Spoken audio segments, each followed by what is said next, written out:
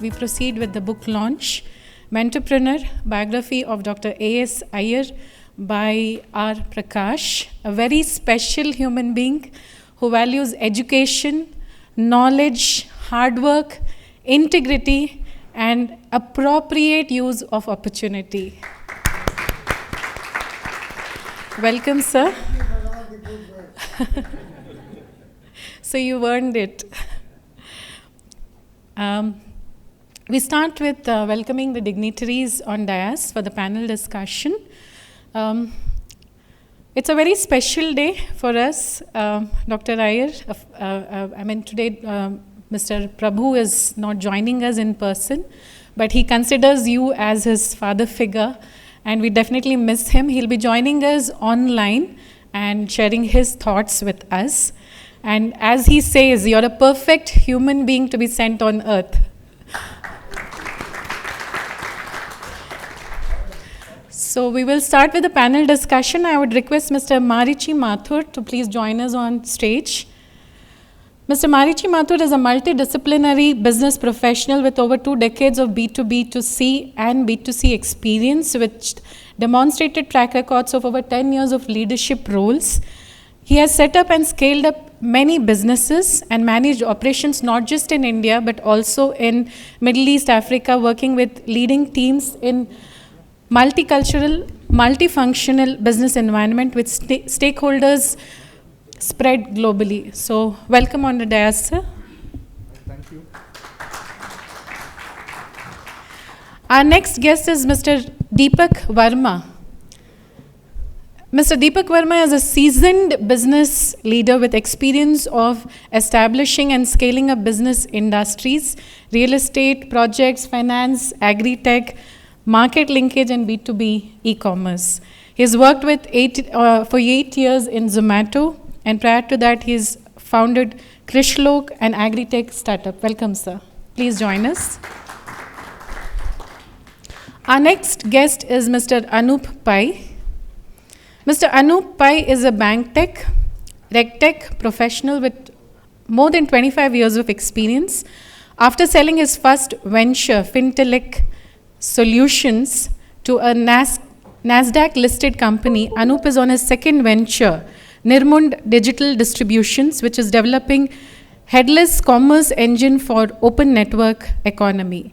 The first implementation of this engine is eSamudai.com, which is a district-level network of local digital platforms for ONDC.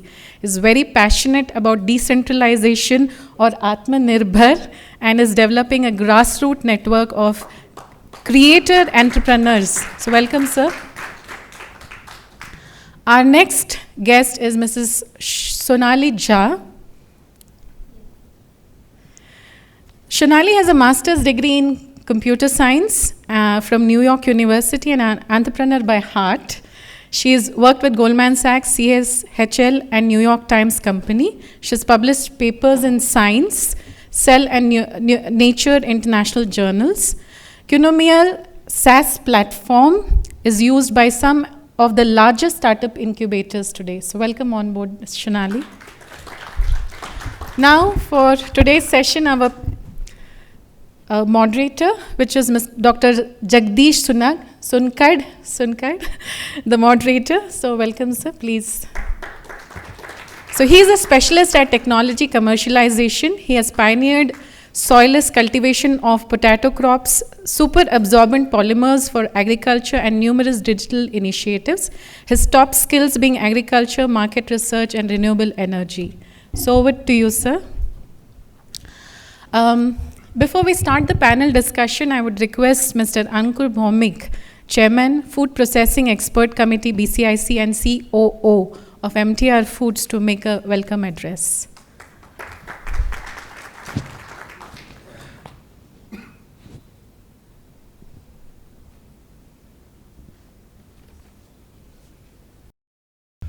Good morning. I think after 3 years, for this committee, we always used to meet physically, but that webinar was a bit not meeting physically. So after 3 years, we are meeting out here. Before I start, very good morning and welcome. First, sir, Dr. Aiyar, all the dignitaries here who will be discussing on this beautiful topic out here, and our Dr. Devrajan, Senior Vice President of BCIC, Mr. Jagdeesh, so happy that you are here. Our, Mr. Dr. Sunkkad, he would always tell me, they'd call me Mr. I said, no, you're Doctor. Dr. Sunkkad, co-chair for the committee. Mr. Prakash, co-chair for the committee. Mr. Nakshatri, mentor, committee members, and all the delegates. So, today's what we're going to discuss about envisioning open network for digital commerce. And it's something, when you talk about under the aegis of Agro and Food Processing Committee, we were discussing, in our group, what are the topics that we should pick up and discuss? And everybody talked about, let's talk about soilless cultivation. Let's talk about something about farmer. Let's sort of talk about FPOs. And we said everybody talks about that. There are many people talking about that. But end of the day, if there is a vision for the government doubling the farmer's income, it just cannot happen only by production unless and until there's a market linkage. And today, if the struggle that we have for the market linkage, because we have stereotyped, and that's what before the meeting, Dr. Devrajan was exactly talking about that, why we have made everything silo, because today's world is everything is integrated. And how we can have something integration, and therefore we started talking about that we are part of Agro, but end of the day, we need to really see that what are the ecosystem that we have and where we all can participate. And our farmers can participate, our FPOs can participate, and then can take the advantage of that. And that is where we thought ONDC is something we should talk about. And why ONDC? Because when you talk about anything other than that, I think everybody knows about it. People read so much, but I'm seeing ONDC is only at the beginning. And the distinguished panelists would throw more light than what we can talk about or what we can read. And this is probably we will be one of the first, few would be talking about ONDC here. And of course, when you talk about ONDC, you really think about e-marketplace. It is another e-marketplace. But what is important for us, we have got very limited knowledge, and I know that distinguished panelists will throw some light. But when you talk about e-marketplace, there are few players. And there is a control. Not each and every enterprises, small or medium, cannot get in. And that is where that ONDC is more of inclusive, because that is where we see that anyone and everyone can get in, and then there is a direct buyer and seller transaction happening and no middleman. But of course, I'm sure it's not so easy. There are certain questions everybody would have, and I also have some questions. The first question is, of course, for e-com, the most important thing is about user experience, because that's the major differentiating factor. How easy it will be for user to navigate in ONDC platform. And second, of course, which comes always about customer delivery and reliability. End of the day, when we buy, what we see a good customer service. And third is important about consumer grievances. How? Because there are e-marketplace today, even if there are few thousand sellers there, we only go to that one person. And that person is actually taking care of everything. In ONDC setup, there could be a regulator, there could be somebody, but how effective that would be, because these are the things probably would determine the success of ONDC. These are the questions I have, and we have got distinguished panelists, and they probably would be hearing these questions day in, day out, and this is what probably we would like to hear from them. I'll not take much time, because we need to talk about the program, and I know that we all are waiting to hear from them. So thank you so much. Happy learning.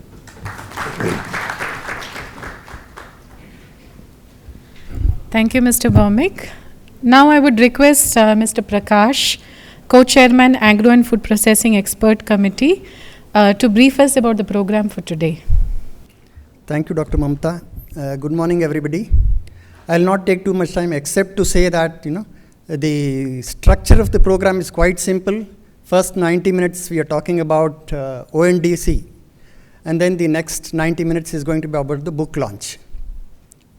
the day or being the cricketing season, you know, man of the day is Dr. Aiyar. And then we had also the impact personality which we are missing is Mr. Suresh Prabhu. Unfortunately, he is not able to join us, but he has said that he would want to be online at 12 o'clock or something like that. He'll be online. And the reason for today is Dr. Aiyar actually. I think the whole program revolved around him. He's going to be 90 next February. That's number one. Number two is Dr. Aiyar's biography was ready to be launched. That is the second thing. And when we said we'll have a program, generally book launches have a very simple book launch which includes talking about the book, talking about the author, talking about if it is biography, talking about the person and all that. Dr. Aiyar is not a person just limited to those things, you know. Whenever you go to him, it will always be, what we go with him plus something else. He has always been a plus man to so many different people. That is when we said, just a book launch is not sufficient. We'll have to have something else apart from the book launch will be really useful. And Dr. Aiyar is one, I think, who embraced technology as it came actually. That is when he said, we were talking about ONDC for quite a long time, about I think 3-4 months, but we thought that this is going to be a good platform where we blend both the book launch as well as ONDC. That's the reason we have these two together. I think this is a structure and look forward to a great morning. Thank you all. I would now request Dr. Jagdeesh to take over. All my colleagues at BCIC and the Agro and Food Processing Committee. The way I would like to have this panel really is have an introduction to ONDC by Marichi first, say 10 minutes or a little more that you feel appropriate. And thereafter we'll go through Q&A, where more it will be questions from your side. I will throw in 1 or 2 questions because I'm a little more informed, if you permit, please. Okay. One paragraph or 3-4 lines I would like to say of my own discovery of ONDC and what excited me to keep pushing everybody saying it has to be ONDC. Bangalore is a techie place. In the last 1 month, we are talking either ChatGPT or ONDC. And ONDC is a little older.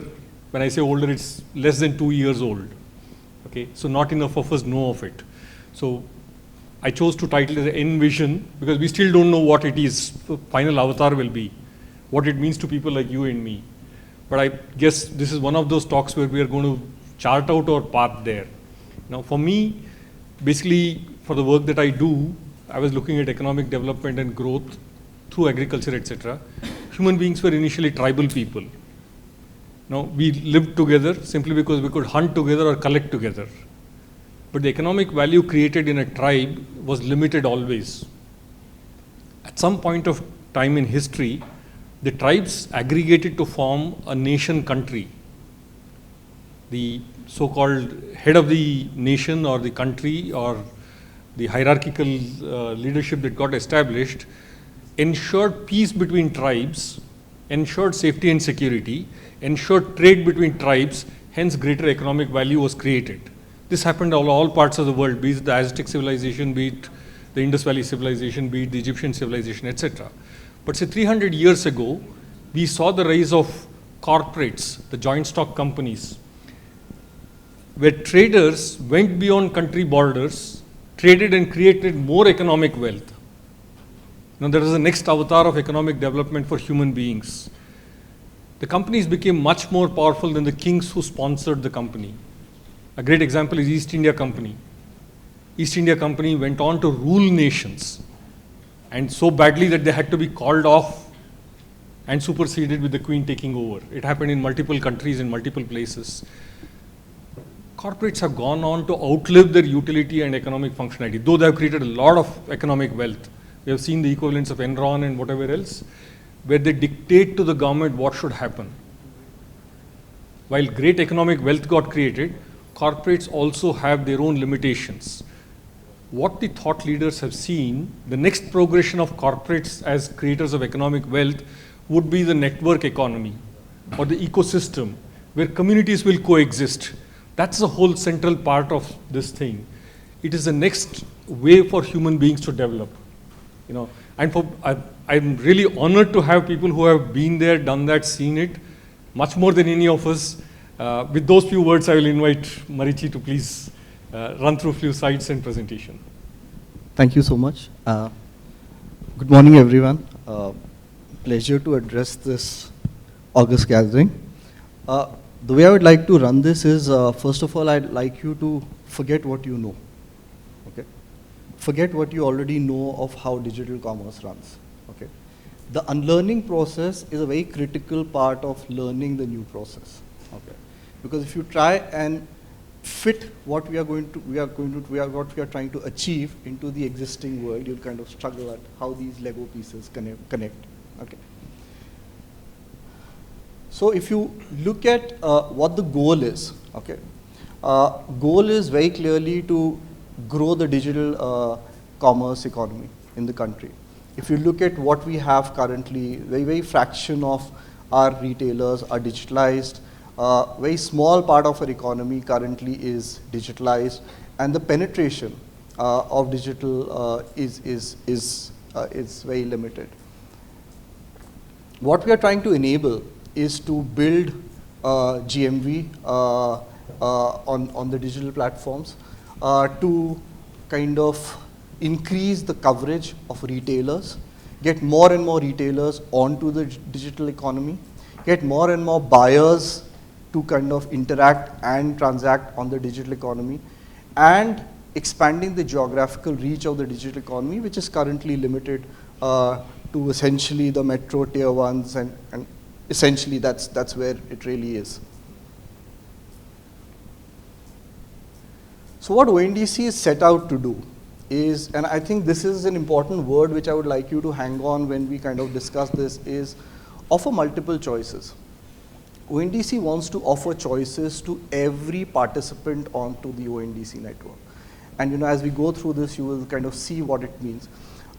Choices for retailers, choices for buyers, choices for organizations, choices for everyone to define what are their terms and conditions, and choices for everyone to decide which transactions they want to participate and which transactions you don't want to participate in. That's the choice which you want to build, which current ecosystem does not allow, because you have to, if you're on a particular platform, you have to adhere to that platform's commercial terms, you have to adhere to the policies of the platform. It doesn't offer you too many choices, right? So the whole idea is to democratize choices for customers. Discoverability. You end up being on a certain platform because you feel it has the scale to get you that discoverability and visibility as a seller, right? Can we make this agnostic? Does it really matter what the size of the entry point is for you? Can we ensure that irrespective of your entry point into the digital commerce economy, you still get the same amount of visibility which you would get from any platform, right? So that's an important part of this one. And I think what's also important is, in order for digital commerce to grow and go to the next tier of cities, to the next level of cities, what's very important is that the barriers which are there currently to stitch together the value chain, because you have demand generation, you have supply, seller aggregation, you have logistics, all of this someone has to stitch together, right? And if one entity does that, it creates some amount of pressure on that entity to define how far they can stretch themselves and how far they can go into the tier of towns. Can we look at that model and kind of revisit that? Okay, so that's the broad construct of what ONDC is trying to do.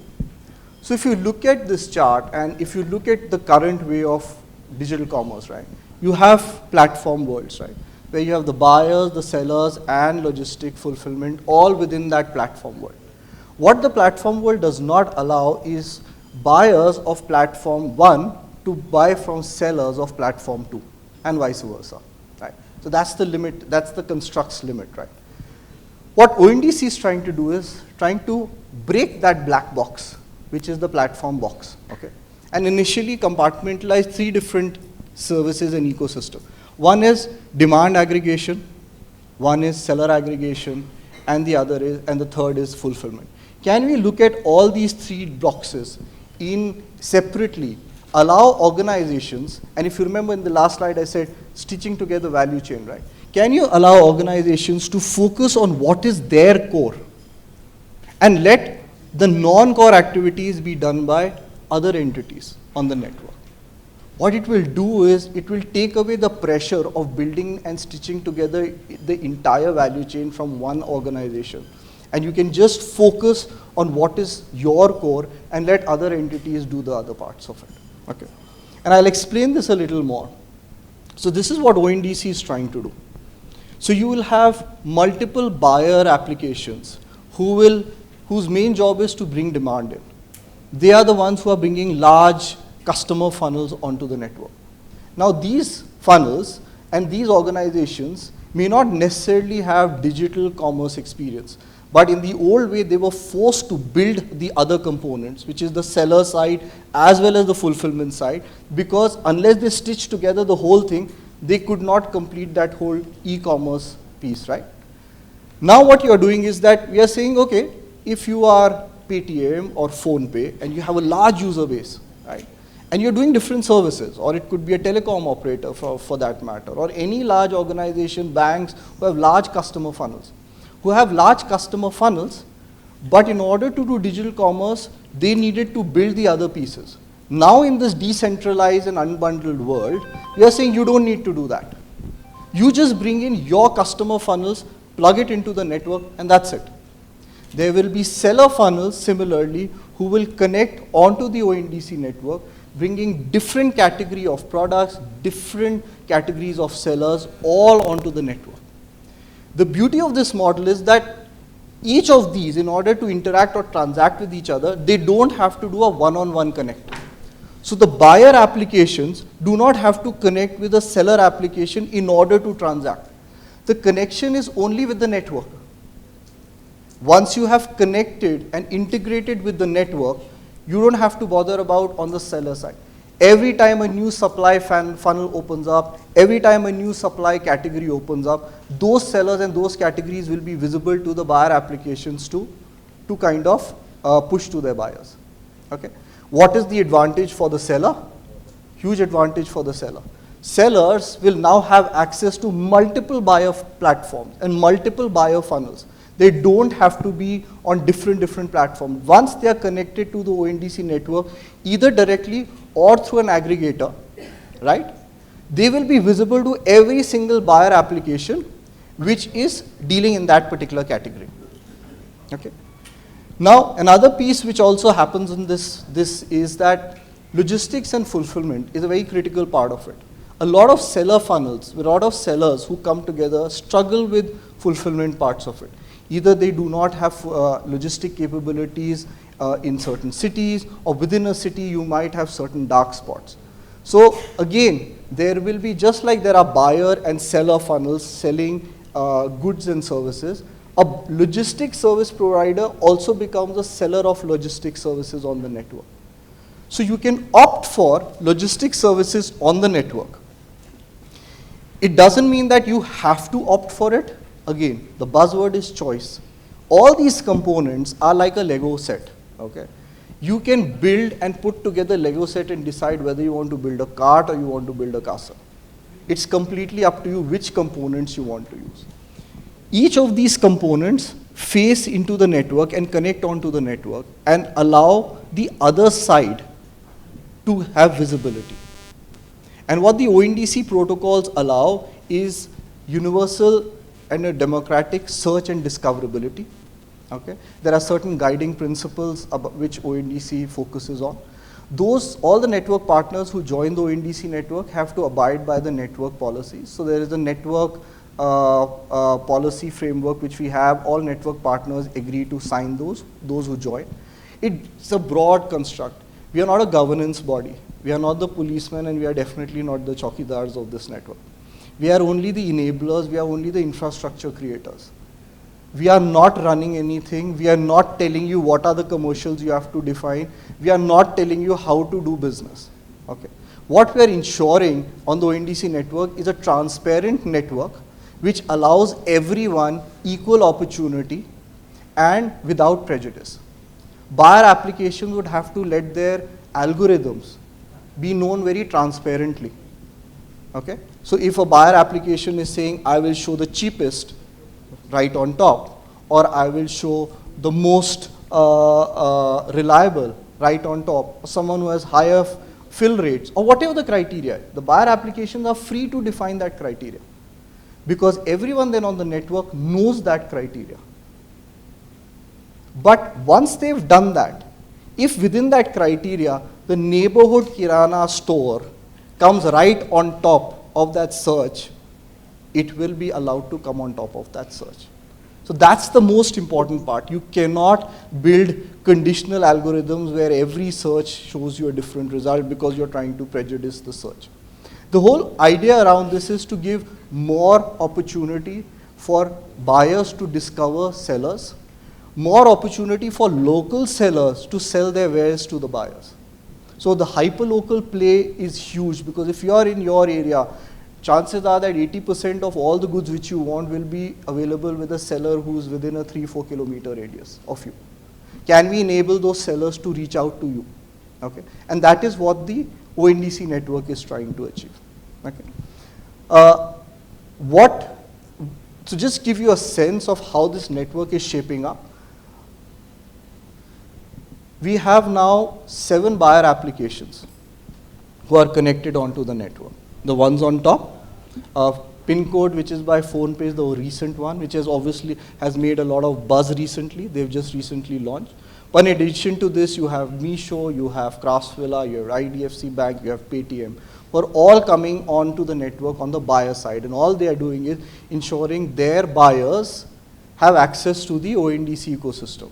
Now they can transact and they can be part of the digital economy without having to build all the components of the digital economy. They don't have to build logistics, they don't have to digitalize catalogs, they don't have to figure out which category I want to go. Buyer apps can decide complementary categories, because you might be doing a food category, for example, you might be aggregating food category and you say, okay, I may also want to use grocery and start offering grocery as a category. Now you can start offering grocery as a category without having to build that category on the buyer application side. So that's where the magic is. Again, choices. The word I said, choices, choices, choices, choices. Seller applications have the choice to decide and determine what are their commercial terms. If a search result comes from a buyer application where the commercial terms are not within your parameter, the seller application decides not to respond back to that search result. There is no compulsion for the seller network to define. So everyone defines their parameters, and everything is on real time. It's on APIs, it is connected, it is real time. So it's not as if someone is sitting and dialing, right? It's all through APIs, and all these negotiations happen real time. Once you define your categories you want to operate in, and once you define your commercial term, all searches happen and all searches will fall to you. How ONDC is ensuring this is, ONDC is sitting in the middle, which is the ONDC box here. So all search and discovery, ONDC's role is only limited to search and discovery. So when a buyer initiates a search on a buyer network, on a buyer application, and say searches for atta, the atta search will get broadcasted from the buyer app via the ONDC gateway to all the seller applications who have atta sellers listed with them, along with the commercial terms of that buyer application. Now the network participants on the seller side can determine, hey, I have that in stock and this commercial term is convenient for me or acceptable to me. They will respond back with that search. Again, the search goes through the ONDC gateway. Once that search goes back on the buyer side and the buyer makes a choice, then it's a direct transaction between the buyer application and the seller application. ONDC has no role to play in that. Okay? So this is broadly how the network is. We are just about a year and a half old. We did our first cascaded transaction from a buyer application to a seller application, and it was delivered exactly 1 year back. Okay? A little less than a year. It was in June, sorry, so a little less than a year back. Today we have 7 categories which are live. We have 25,000 plus sellers across 200 cities who are live on the platform. We have close to 3 million SKUs which are live. And if you see on the bottom, these are all our network participants and players on the seller side who've joined. Okay? So we have now 22 and growing. And you can check out more about who are our network participants if you go to ondc.org, our website, and you can get a transparent list of all the network participants, which categories they are operating in, which are their geographies they are operating in, and who of them are already live on the network, who will go live soon. Okay. So all that information is already available. Again, on the logistics side, we have 5 logistic partners who have already integrated and offering logistics as a service on the network. And we have 7 other logistic players who are coming on board, including one who's a marketplace and aggregating logistic services and providing. Okay. I hope the network construct, I've been able to explain. My job was only to explain to you the network construct. Right? If you see, this is very different from what is the current marketplace model. Right? Now, buyer, say for example, from pin code app, just as an example, once he does search, has the potential to discover all the sellers which are selling that product through all the seller networks who are listed below. Now, sellers can come on board directly because there is some amount of technical capabilities you require. There are APIs which you have to integrate with. So sellers who feel they have the capabilities or the tech capabilities to do it, they can do that. Or sellers who want to do direct but don't have the tech capabilities, we have technology service providers who are listed on the network. You can use their services to kind of build that technology part and manage the ops and the front end at your end. Or the third option is to go through an aggregator who's aggregating that particular category of services onto the network. I think this is fairly evident. I mean, I've touched base about this. What are the various advantages to the sellers and the buyers? I think the biggest advantage for the seller is you don't have to go to multiple platforms. On the ONDC network, you'll have a one single registry. Okay? That registry is like equivalent to an Aadhaar card, right? So once you are registered onto the network, tomorrow you may decide that, okay, I am working with a particular network partner. I'm not happy with the service I'm getting. I'm not happy with the commercial term. You can easily move to another network partner without the worry that your reputation ledger is left with that network partner. Because now the reputation ledger will sit on the network. So when you move, your reputation ledger moves with you. So it takes away the pressure and the scare of whatever reputation I built, my reviews and ratings which I built on the network, they will stay on the network. So this is all the reviews and ratings you will build on the network will stay on the network. Okay. On the buyer side, of course, there is discoverability. A buyer application will offer multiple categories to the buyer, so the buyer doesn't have to have multiple applications open. They can, from one single app, access potentially all the categories which ONDC will enable. So ONDC will eventually enable every single product or service which can be digitally transacted. So that's the broad scope and scale of what ONDC would do. Sectors which we expect will open up, and these are many more, and these are just representation. Electronics, fashion, mobility, home and kitchen are already on. Some of you may have heard about an initiative called Namma Yatri, which has gone live, which is aggregating auto rickshaw riders within Bangalore city and offering it to customers with no commissions on either side. It's a direct connect for the riders to offer their service to the buyers. B2B, B2C, everything is possible on the ONDC network. We are, of course, a government-backed organization, and we are a Section 8 not-for-profit organization. And we've been just set up essentially to be the technology incubator and grow the ONDC network. Evangelizing the ONDC network, setting broad principles and guardrails for the ONDC network, that is what ONDC's role is. You can find out more information. If you scan that barcode, it will take you to the ONDC website, and you can find a lot more information on ONDC on the website. So that's it from my side. Thank you. Thank you, Mr. Marichi. I will just take the liberty because I'm very happy to have FPOs and startups who are absolutely zero tech. If you can find an audience that is zero to ONDC, it's here. So I will take the liberty to, qualify or set the background, some of the technical terms. the digital world as we saw emerge, we saw the centralized or the platform economy. One app you go to, say Google search, it'll tell you everything that you want to know. Okay, so you ought to be on Google, or you need to be known to Google for them to communicate. I'm not using some names for reasons that I want to be unbiased. Okay, but the whole concept of centralization in digital commerce is this, that if I can somehow capture all of demand, suppliers have no choice but to come to me. Okay, vice versa, somehow I can get all the suppliers onto my platform, then all the buyers will have to come to me.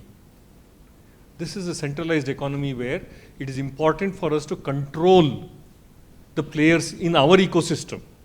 If I let the demand go somewhere else, I lose business.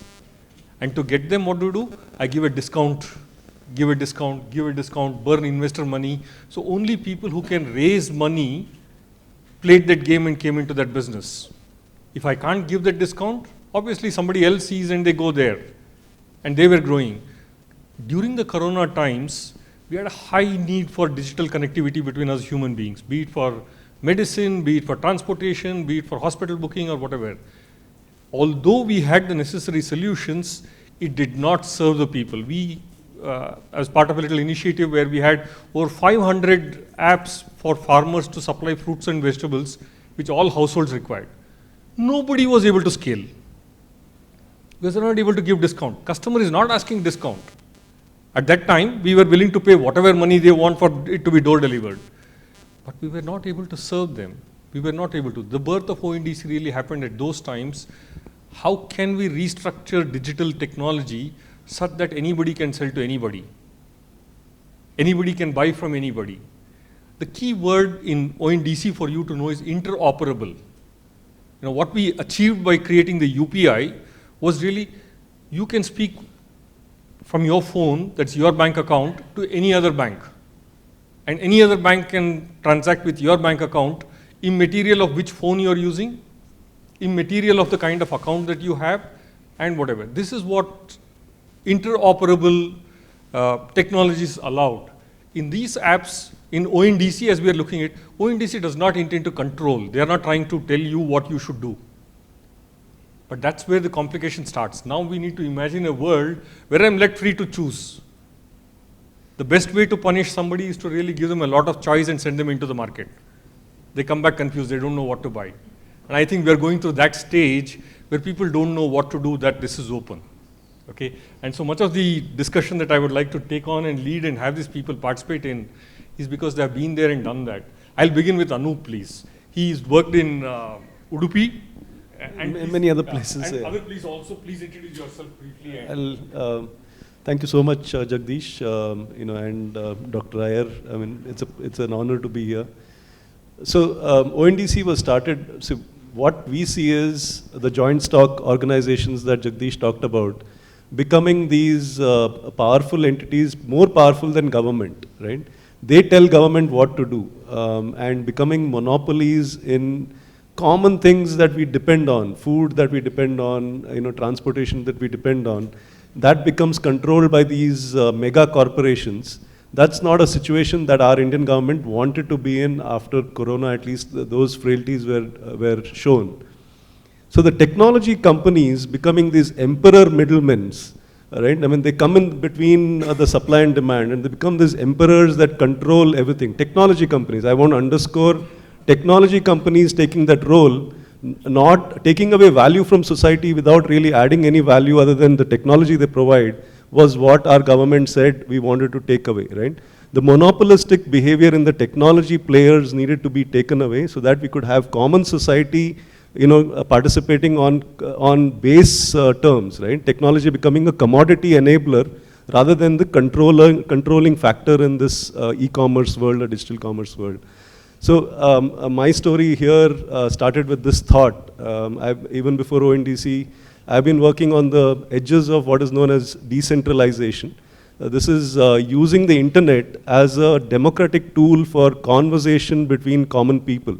How can a common man, enable himself to become, more wealthier through the use of information on the internet, which is freely available, rather than controlled by certain corporations. So that's where my journey into decentralization started. We started this company called E-Samudai. E-Samudai envisions a digital community like E-Samudai, right? How can communities come together and create their own digital communities without an outside party, which is, let's say, a Bangalore-based company or a Seattle-based company or a Shanghai-based company, telling you what you can do on these digital tools that you are doing for yourself, right? How can you set the rules of your game and your transactions? And that is the whole conception of E-Samudai as a marketplace which is community-driven, which is societally driven, and that is connected to the society that it operates in, rather than a corporation that doesn't care for what happens in that society. I mean, really, they have no idea what goes on with the use of their tools, right? So E-Samudai is a technology service provider and an ecosystem provider within ONDC. What we enable to do is producer organizations. For example, I'll take we started in Udupi. In Udupi, we have the Chamber of Commerce, the Restaurant Association, and so on. I come from Udupi. We went to them with this concept and they really liked it, and they said, yeah, I mean, if there is a local company that is providing these services to us, and it's a Government of India backed initiative, we would like to participate. It's slow and steady, nothing will happen overnight. To the point that, I went to school in Udupi, and one of my close friends is from the fishermen community there. I mean, they run the port in Malpe, and their family used to be part of the people that ran the port. And that is the second largest fishing port in India, produce about 6 to 8 crores of fish every day. That is picked up by a bunch of middlemen, and now there is a new entity that has come in, which is Licious and Captain Fresh and all of these, Fresh to Home and all of these venture-backed companies that come in and pick up all the supply from the Malpe port, and then they add margins and bring it to Bangalore and do whatever they do with it. So this friend of mine, he spoke to me, I said, do you know the value of Captain Fresh, in terms of rupees? He had no clue. When I told him it was close to about 4,000 crores, he fell out of his chair. He said, they buy fish from me. How can they be worth 4,000 crores? The fish is something that is coming out of Malpe, right? I said, that's the point, right? These are technology companies that have got easy money, cheap money, and they are now creating this value because they have buyers on their side. And he said, I have fish on my side, right? So now these guys are creating a digital cooperative in Malpe, owned by the fishermen of Malpe, and they're saying that we already have trucks, we have the wherewithal, we know the fishing industry very well, better than these companies that are technology-backed companies. We will do this. What is needed here is none of this is impossible. What is needed is an entrepreneurial spirit among these operators in the fishing port. Technology is not the barrier, because you got people like E-Samudai, you got people like ONDC that are creating technology as a commodity and providing it to these producer organizations. And I keep telling them it's not going to be smooth sailing. There'll be a lot of learning. You need to make sure that the fish you deliver to Bangalore is the freshest possible at the cheapest price. Price is something that I kind of tell them, be at a good price. Don't try to undersell as well, because you need to create this margin-based, profits for your communities as well.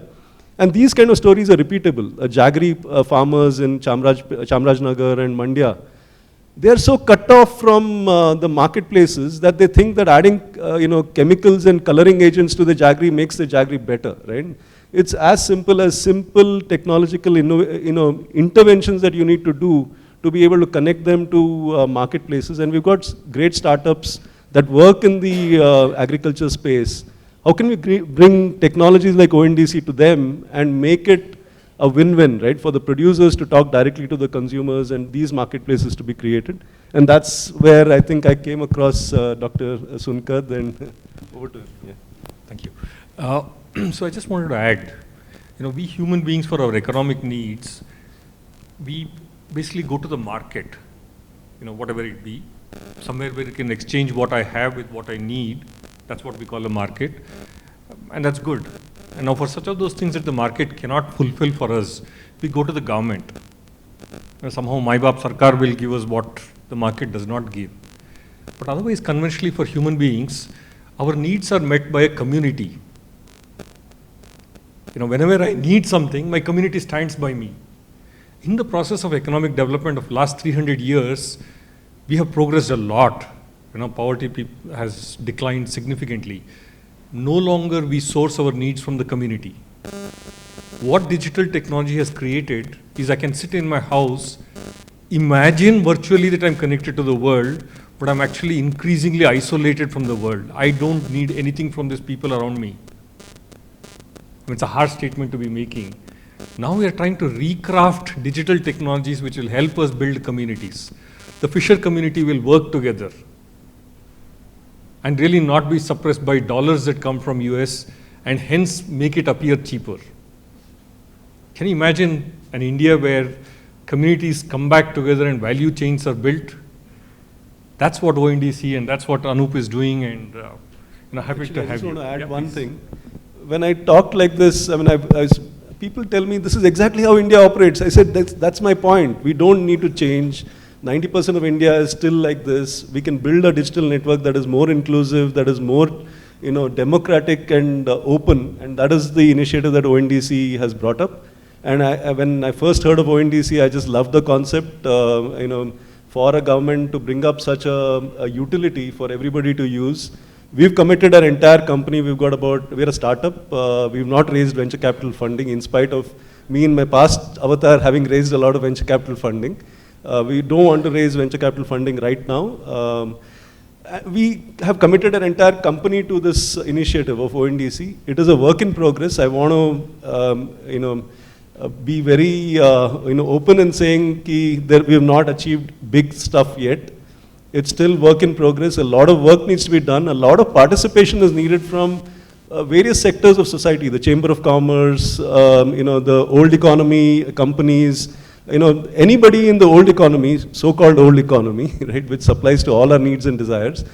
You don't need to now give away your sovereignty to a technology company. You can be the technology company yourself, because technology is a commodity. We will provide it to you as a commodity. So over to you.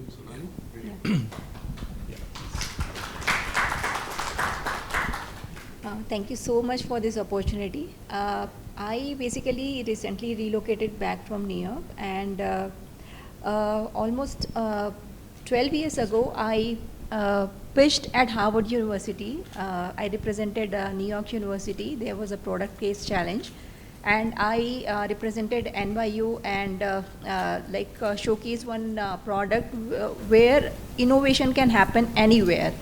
And we won the second prize also. But it took me around 10 years to come back to India and start Qnomial, which is a SaaS company. So where we are building a platform for the entrepreneurs where they can collaborate with each other and then take the idea to another level. So far we have more than 30,000 entrepreneurs across India who are working closely and getting benefit out of each other. I'm sure ONDC, which is a transformational project, it will change the e-commerce landscape in India. Coming to the figures, I think we have only 5 to 10% at best who are utilizing the digitalization. With the ONDC, I'm sure all small suppliers to big companies, they will coexist together.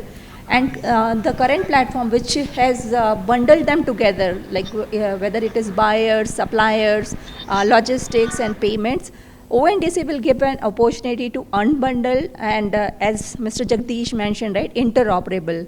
So that is the beauty of the ONDC. And my only concern about, I'm sure ONDC will not collect the data, but only request to the Indian government is to have the data privacy law, which is still pending. It's being, I think, in draft phase only since past 10 years, because we are entering into the huge digital world. So this data privacy and security is much needed. And coming to India's achievement in its two best sectors, IT and digitalization, now everyone is aware of that, and we have done a good job, whether it is UPI, Aadhaar, GSTN, now is the ONDC. So I am sure all businesses across country will get an opportunity to grow, and this will be a big economic boost to the country. And the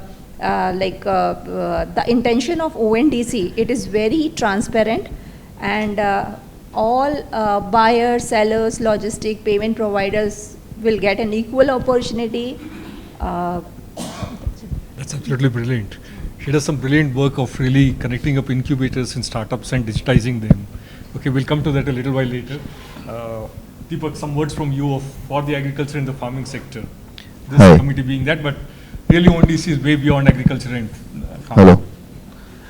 So I started my professional career as a banker. I worked in Yes Bank, Kotak, Aithwila Finance. I was doing real estate project finance where I was giving money to real estate developers to complete their projects. Then Agri happened. Suddenly I was looking for to do I need to do something which has an impact and scale. So I thought, let me try something in Agri. And we all know the problems that farmers don't get price, buyers don't get options. So I started my own startup by the name of Krishi Lok, where we were trying to provide the market linkage.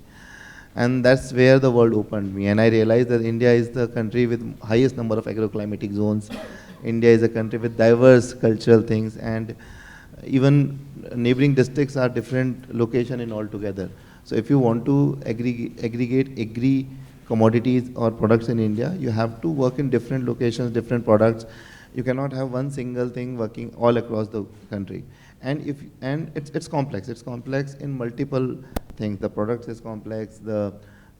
It's perishable. The quality is a subjective thing.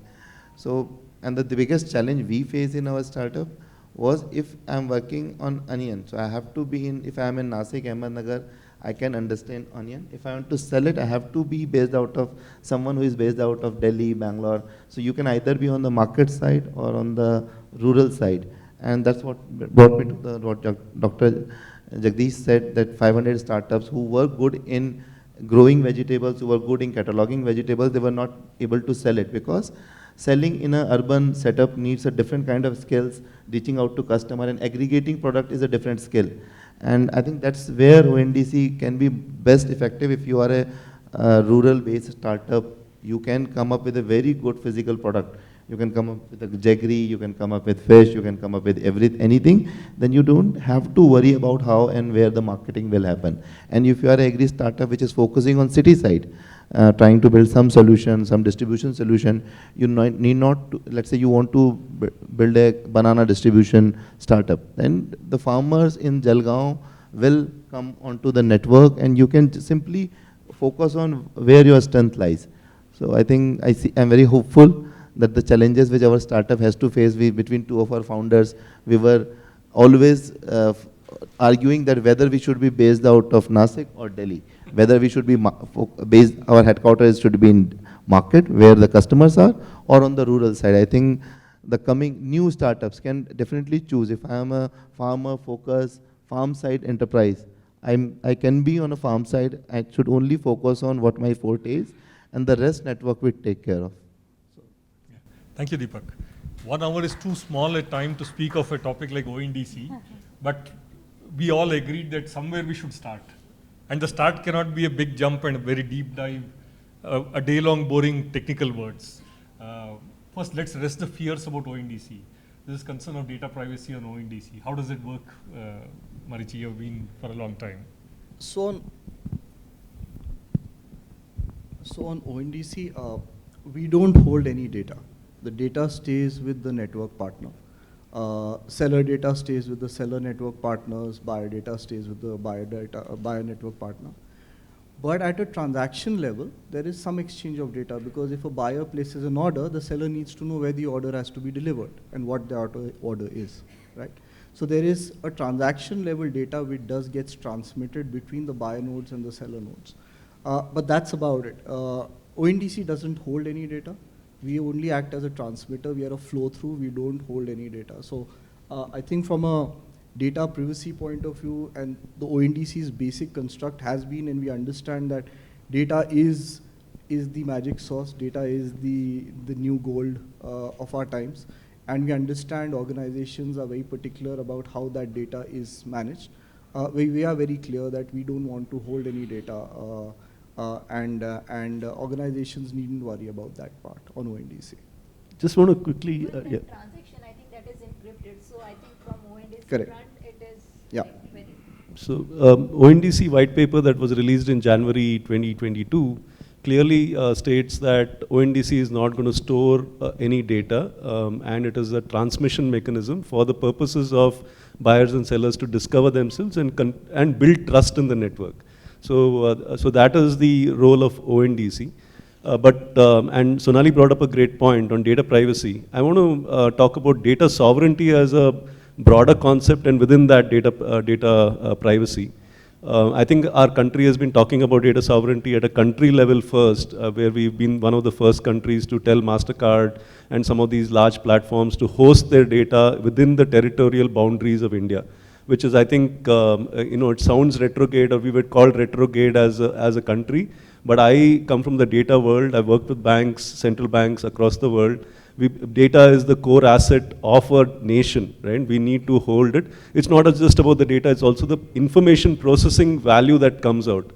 At eSamuday, what we've built out a thesis around is digital republics. So every district of India can create data repositories of their district, right? I mean, and adhere to the data privacy norms that come up from time to time on how data can be processed and information value can be created.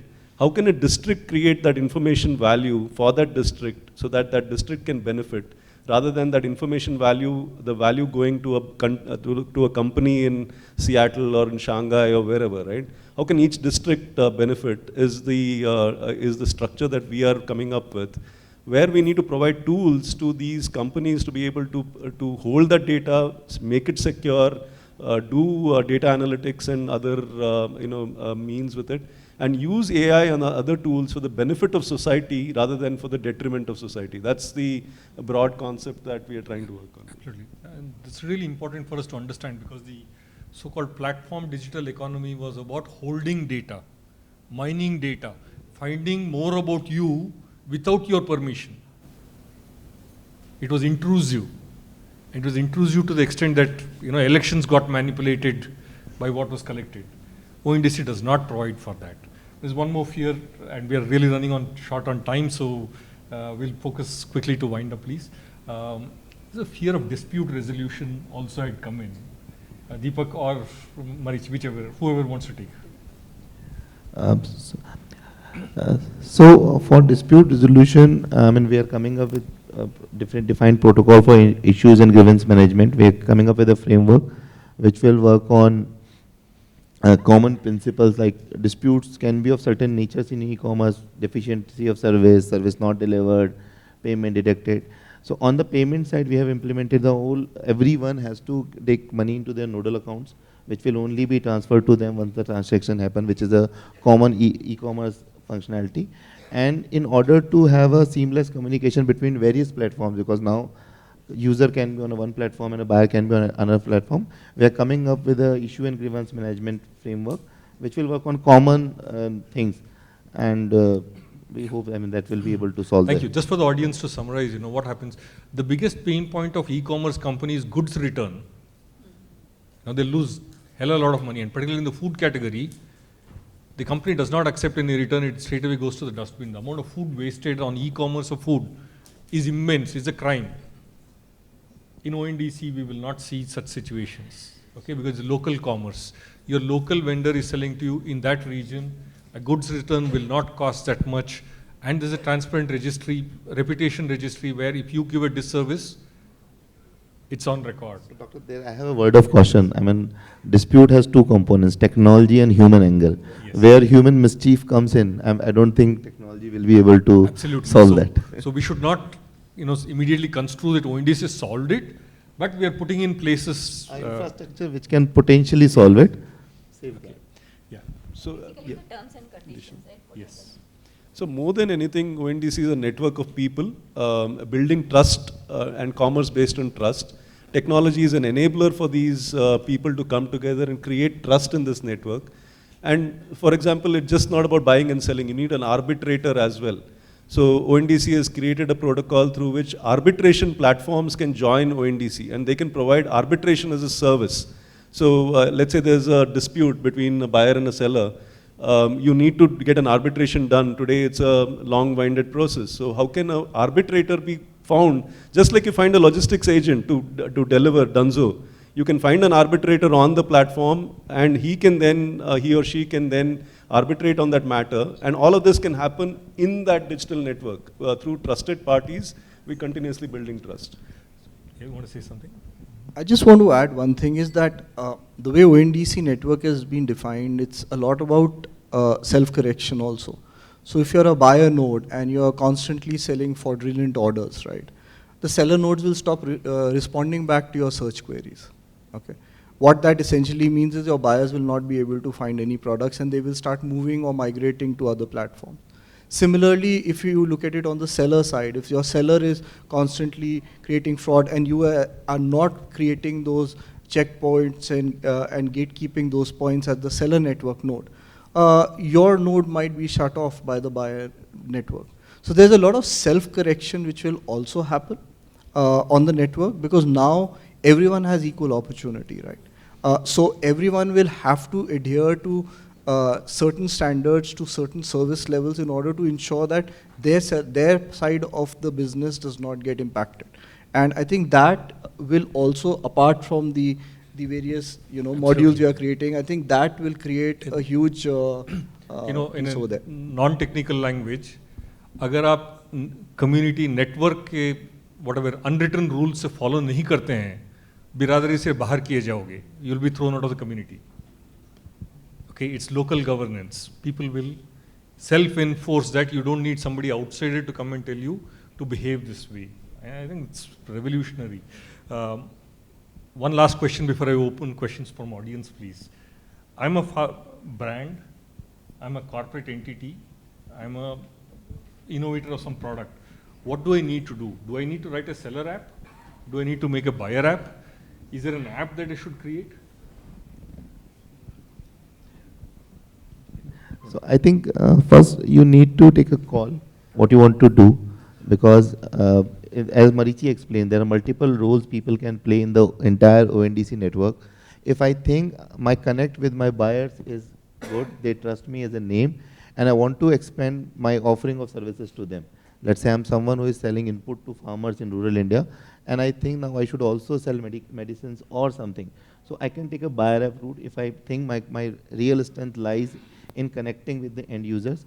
If I'm someone who thinks that my real strength lies in something which is on the seller side, I'm very good with farmers, I'm very good with tailors, etc., then I should come up with a seller app to bring those. If my primary connect are the service provider, the sellers, then I should come up with seller apps. I should give them wider markets beyond what I can provide them. Let's say I'm working with food processors which are coming up with very good snacks, then my objective should be how I can bring them to the world. So in earlier setup, in a platform setup, I would have to aggregate the supply and also will have to find the buyers. Now I can take that call. I can take both calls, and our network doesn't restrict you to take all the roles. You can even come up with buyer app, seller app, everything. I think just to add to what Deepak is saying, there are essentially 3 ways you can join the network. One way is because ONDC is built on open protocols, so there's some amount of technical capability which is required on the side of the network participant who's joining. So if you feel that you have the necessary technical capabilities in-house, you can do those and you can kind of build those API connections, you can come on directly. You can still come directly even if you don't have technical capabilities by using technology service providers who are there on the network, who are offering technology plugs. So you can use them to do the technology connect and still manage the front end and operations of it. The third way, of course, is going through an aggregator. If you don't want to take the rigmaroles of coming directly onto the network, you can go through any aggregating application. eSamudai, for example, is one of the partners on the network. You can get into any of those partners we shared, we showed the list, and please browse through our ondc.org website. You'll get a list of all our partners. You can enter the network through any of those ways. So essentially 3 ways to join the network. So while there are multiple choices available, one of the key things right now that is needed is catalogs, supply, good producers on the network.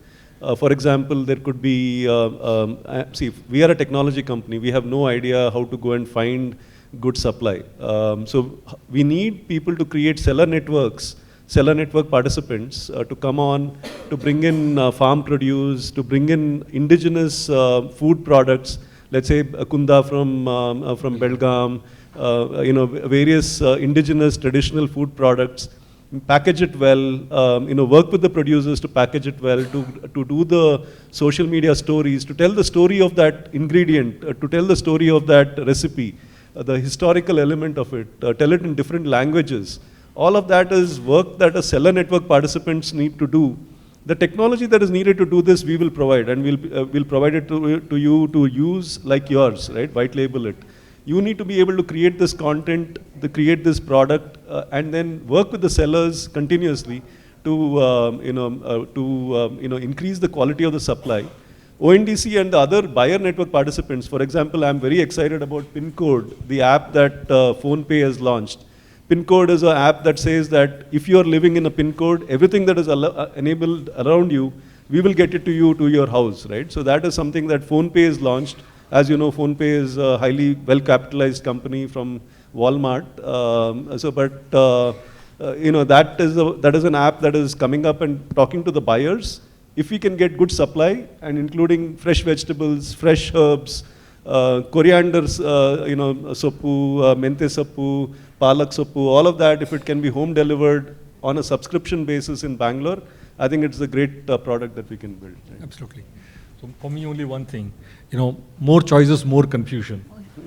That's where I was pushing BCIC to take the lead. I do believe we as end users need some hand holding. More about that, we'll come to that and see how we can play an enabling role to see that common man start speaking this technology language. I think we are running out of time, so I'll take one or two questions from the audience. Anybody with a question, please?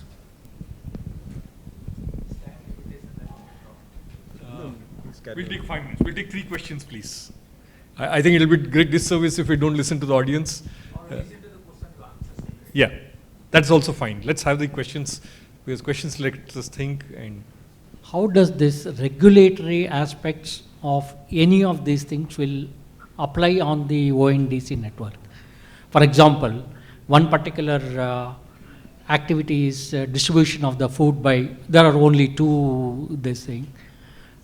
Yesterday somewhere in India, they said that you come under this particular regulation. In my jurisdiction, you have got 5,000 establishments. There are 50,000 people working. As per the regulatory principle, you have to give their medical records. Give me the medical records. They have issued them a notice.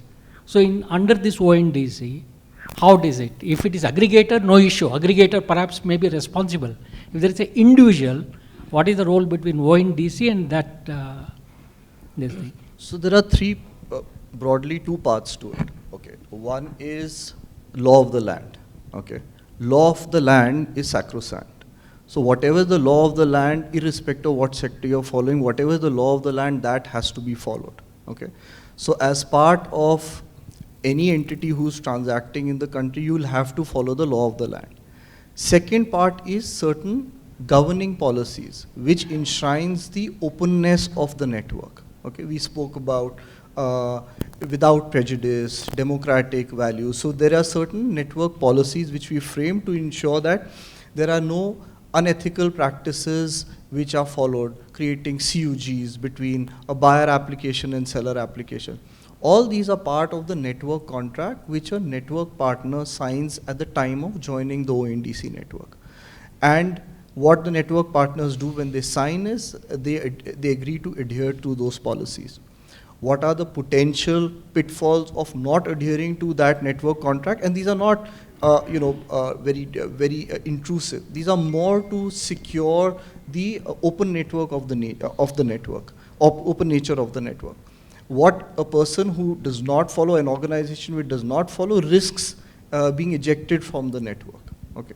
Now it's up to you whether you want to take the risk of being ejected to the network or not. That's something which is up for all organizations to determine. But essentially, that's how it is. Law of the land has to be followed. ONDC is not a get out of jail card free for, not following the law of the lands. Yeah. So I hope I answered that question. Yeah. No, just as an example to make it the live to whole people. confusion will be that law of the land, it's fine, it's known. You know how the courts, they interpret the law of the land and how it's happening. This is where this issue I have a simplistic understanding which we are implementing in our company. If you are a seller on ONDC, as of now you need to have a GST registration, right? You are under GST rules. If you don't have GST, you can work with any other aggregator who is GST. If you are a seller network participant, you need to adhere to e-commerce rules. E-commerce, either you're an inventory player or a marketplace player, whatever e-commerce rules you need to adhere to. Rest of it is, a simple commerce, a sort of behavior. I mean, eventually you can't sell illegal products. You can't hold back money. All of those, different, law of the land, general commerce, sort of practices that have been going on. I think it's as simple as that. As a seller, GST is mandatory as of now. They are working on making it optional. I mean, ONDC is working on making it optional. We'll see how it goes. Okay. Sorry. Yeah. So we'll take detailed discussions later, please. I'm glad that it's triggering some I thoughts. will ask question, we can listen. For the compliments to the entire team, great work is been done, and thanks to your university which is going to come. You said that to try to unlearn, so I unlearned it, then I'm asking questions, right? This online marketing is basically connecting buyer and supplier together. And buyer and supplier comes to the platform where the trust is there and the safe, secure, and what is the promise is delivered, right? Taking an example of, say, Amazon, we go there and both the side, the party trust it, but in the process, they get the cut. And then the rich become the richer, and then the buyer, etc. I do not know what is the revenue model of ONDC, probably we'll hear later. ONDC is a not-for-profit company, so they're not looking at revenue from you at all. So, okay. I mean... Okay. Okay. So, my question is that if you see the trade lens is the largest supply chain network in the globally. And they brought the platform with the IBM called, with the blockchain. So they build a trust with the blockchain facility where the buyer trust are very transparent, safe, secure, and everything is transparent. And that is helping to the community. So what's your plan or thoughts, or what's the background on working on that both the party gets the benefit and transparency and safe, secure, and what promise is delivered is?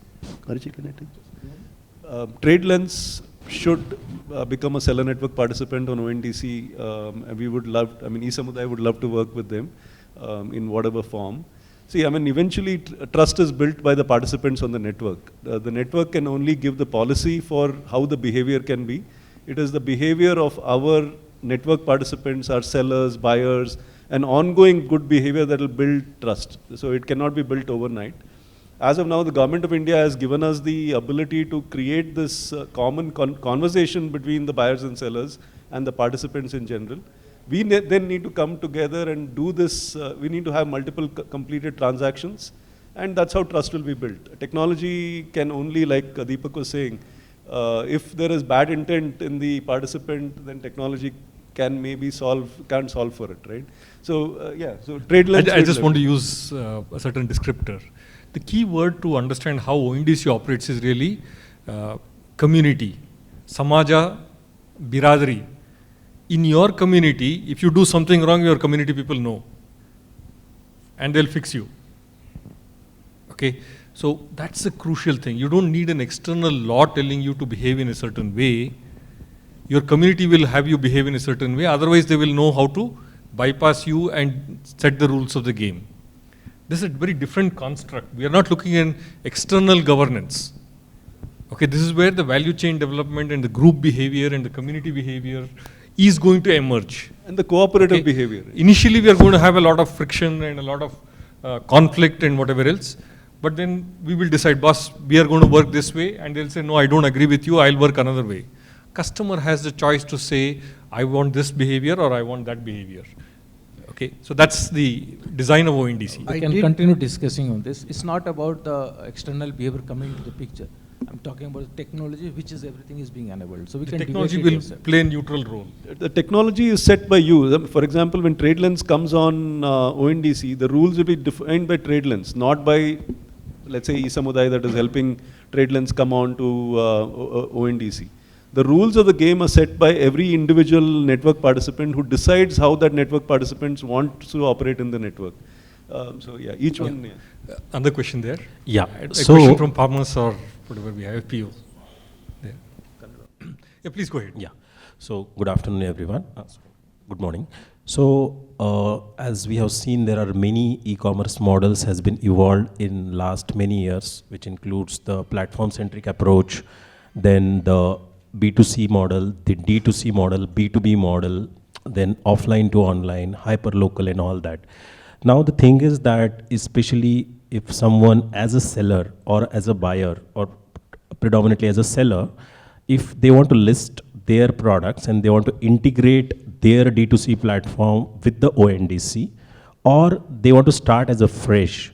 So if I compare that with a typical e-commerce, which is a platform-centric model, where I have a gamut of services, obviously I have to pay for that, but where there will be a lot of traction, which I can bring, a lot of customers I can, because the particular third-party e-commerce platform can bring those customers by doing a lot of value addition, advertisements, blah, blah, blah. So how these issues can be tackled or how these issues can be scaled up, I mean, how the seller can scale up this business with the ONDC if they don't have their own D2C or a third-party listing on third-party e-commerce platform by virtue of the cost. So there are two parts to it. One is how does a seller come on board, right? And I think I've already addressed that earlier.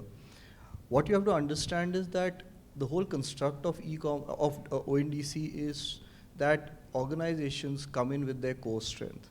Okay. Now you're talking about demand generation. Think about who are the demand generation engines which are already plugged in. You have Paytm, you have PhonePe, you have Meesho.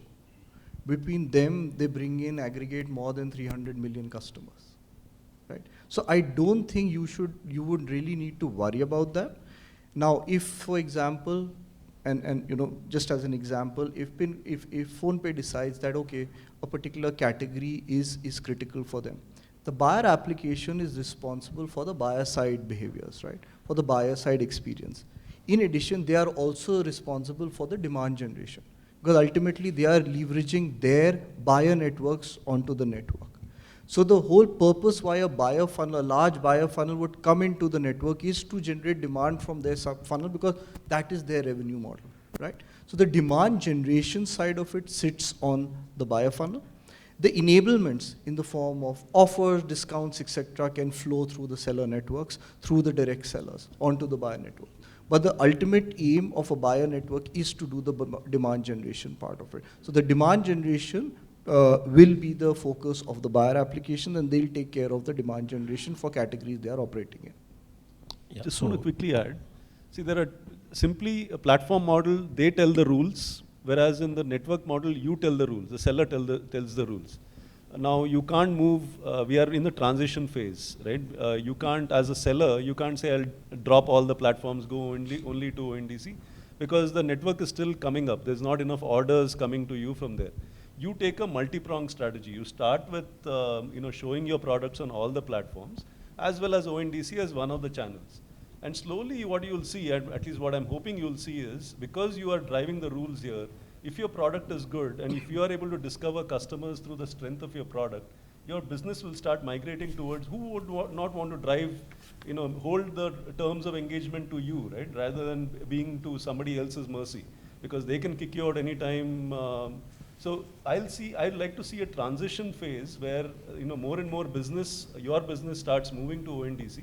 To the point, my wish is a seller proudly says, I'm only on ONDC. That means when a platform wants to deal with me, wants to buy from me, has to come through ONDC to buy from me. I'm hoping it will happen in 1 or 2 years.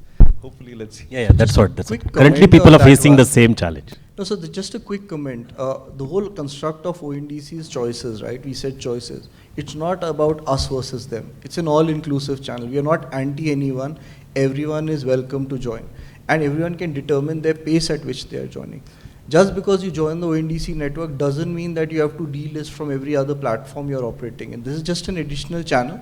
And as you see viability of this channel grow, you will take a strategic call for your business, whether you want to stay only on ONDC, whether you want to stay on multiple platforms. That's again your choice. Again, choice, right?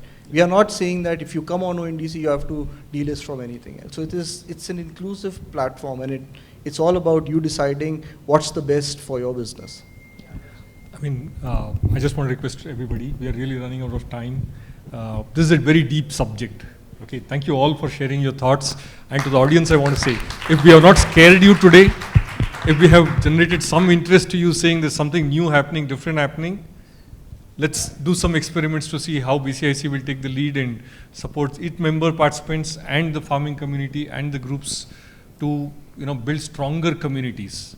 When you have a strong community, individuals express themselves in certain ways, very powerful ways. Let's do that, please. Thank you very much. Thank you so much. We should do some Dr. Jagdeesh. I would now request Dr. Devarajan to join us to give away a small token of appreciation to our panelists.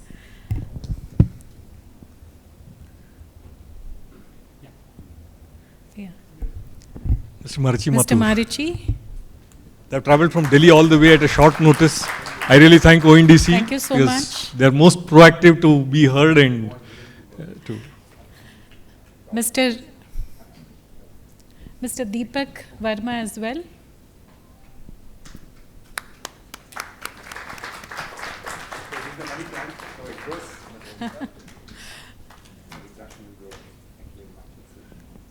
Ms. Shonali Jha. We gave you very little time to talk. I hope we can do justice to you later. Thank you, Dr. Devarajan. Now I'd request Mr. Lakshmi Narayan, past President BCIC. Sorry. Oh, yeah, you're asking Mr. Lakshmi Narayanan is coming. Yeah. Sorry. Mr. Anup Pai.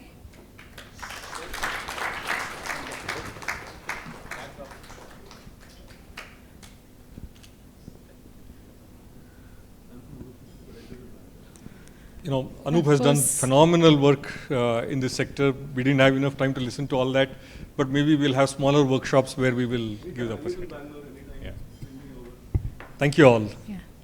One group photo. Dr. Please. Jagdeesh, a small token of appreciation. Yeah. Thank you for moderating this wonderful session, sir.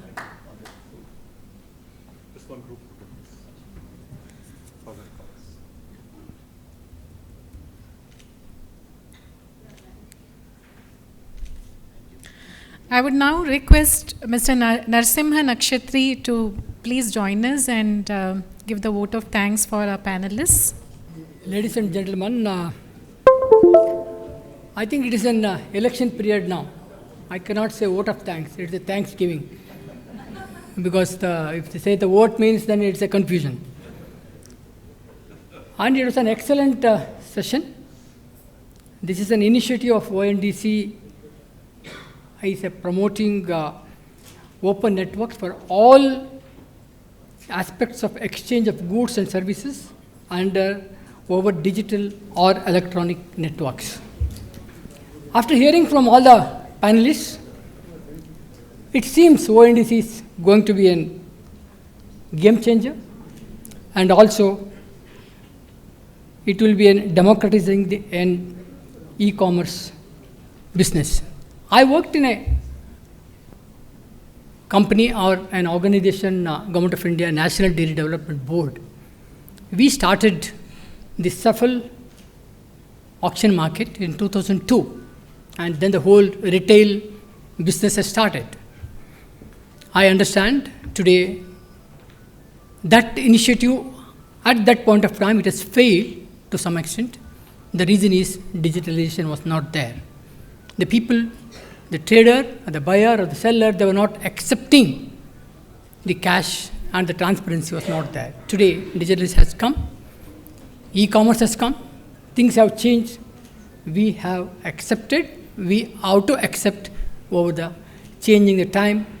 I think ONDC is going to be the game changer, and let us hope it's a young, 1.5 years old organization. It is an, as I understand, it is a Section 8 company.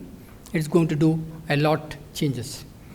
On behalf of BCIC and Agro and Food Processing Expert Committee, of course, the Honorable MP and the former Minister of Civil and Aviation, Railways, Commerce and Industry, Sri Suresh Prabhu was not there, and he was supposed to be the chief guest.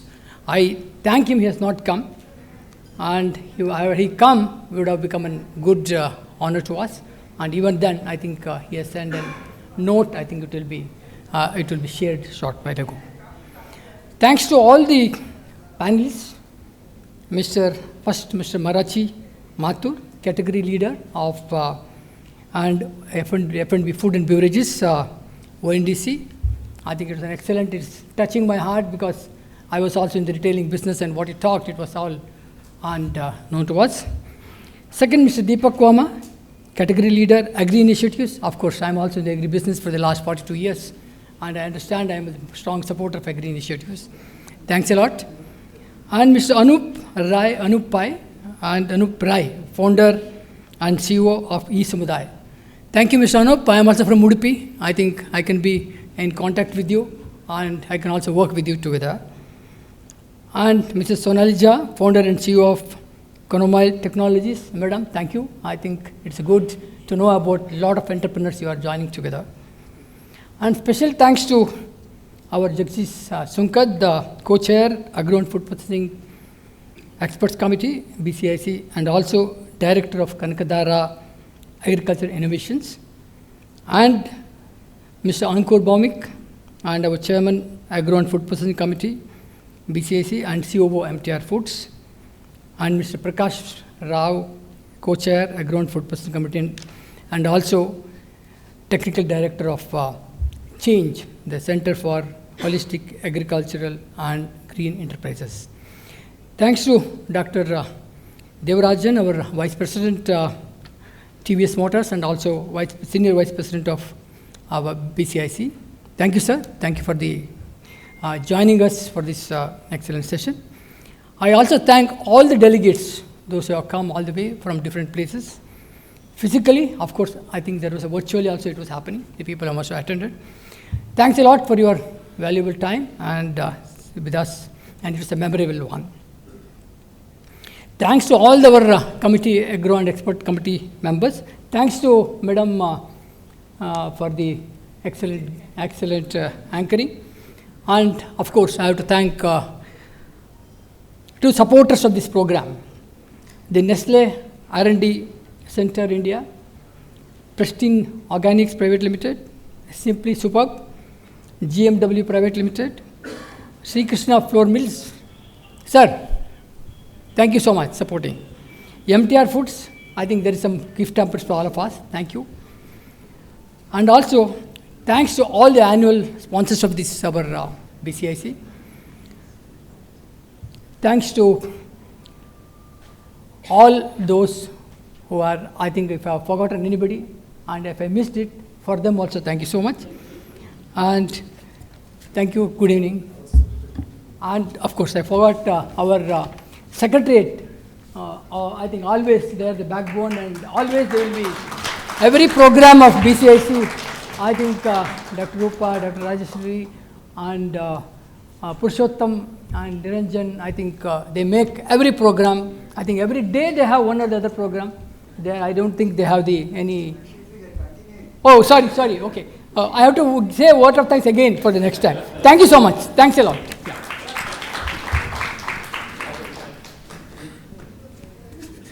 So we move on to the most special part of this program. So today we are here to celebrate something very special, very close to our heart. And celebration is always among dear ones.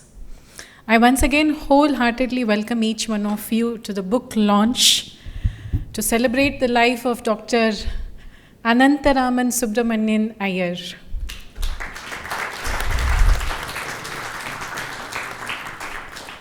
Mentorprenuer, a biography of Dr. A.S. Aiyar by R. Prakash.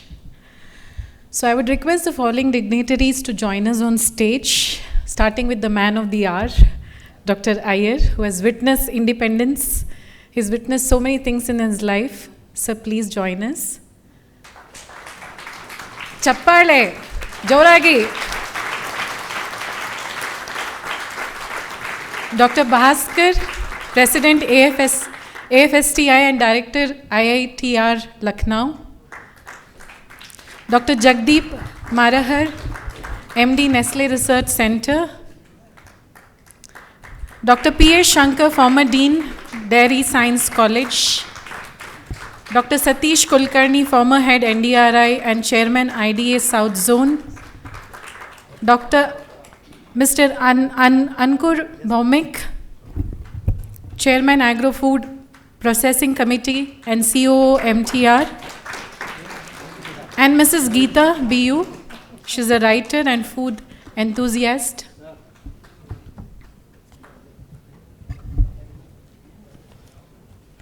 I would now request Dr. Devarajan, Senior Vice President TVS Motor and Vice President BCIC, to make a welcome speech. Good afternoon, everyone, and good afternoon to everyone on the dais. First of all, respects to Mr. Aiyar. It's been a great listening about the activities which you saw from ONDC today morning, and definitely we'd like to work along with ONDC from BCIC. All our members will take it forward.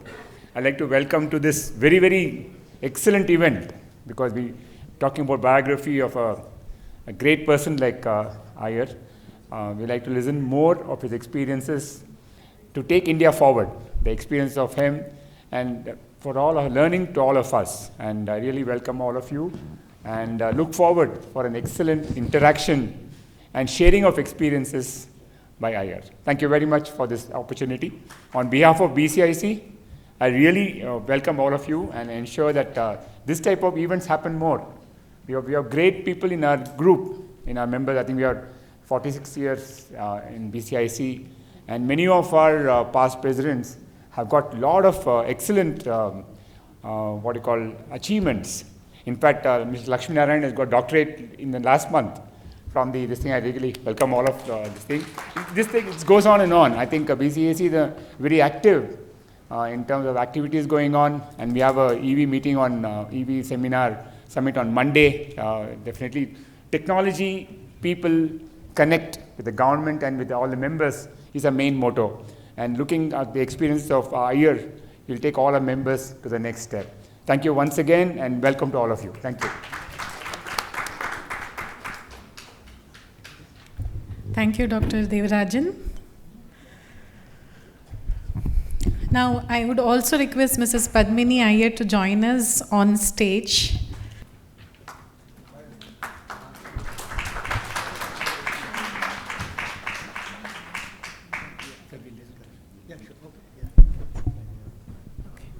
So officially now I request Mr. Jagdeesh Marahar to launch the book.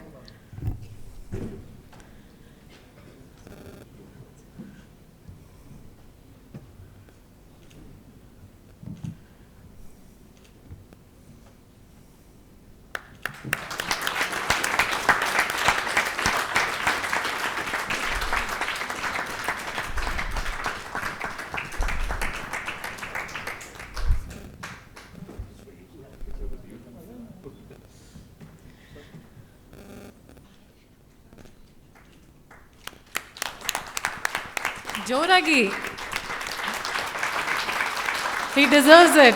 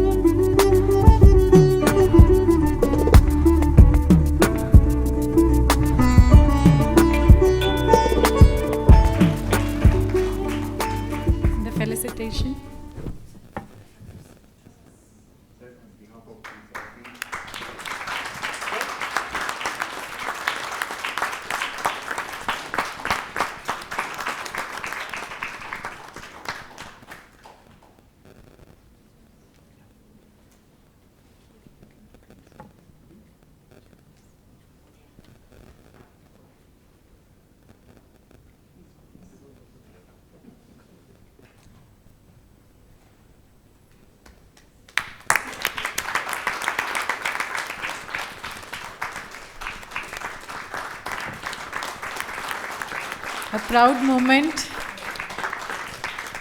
Dr. Aiyar is with us. His pillar of strength, Mrs. Padmini. Such a joy.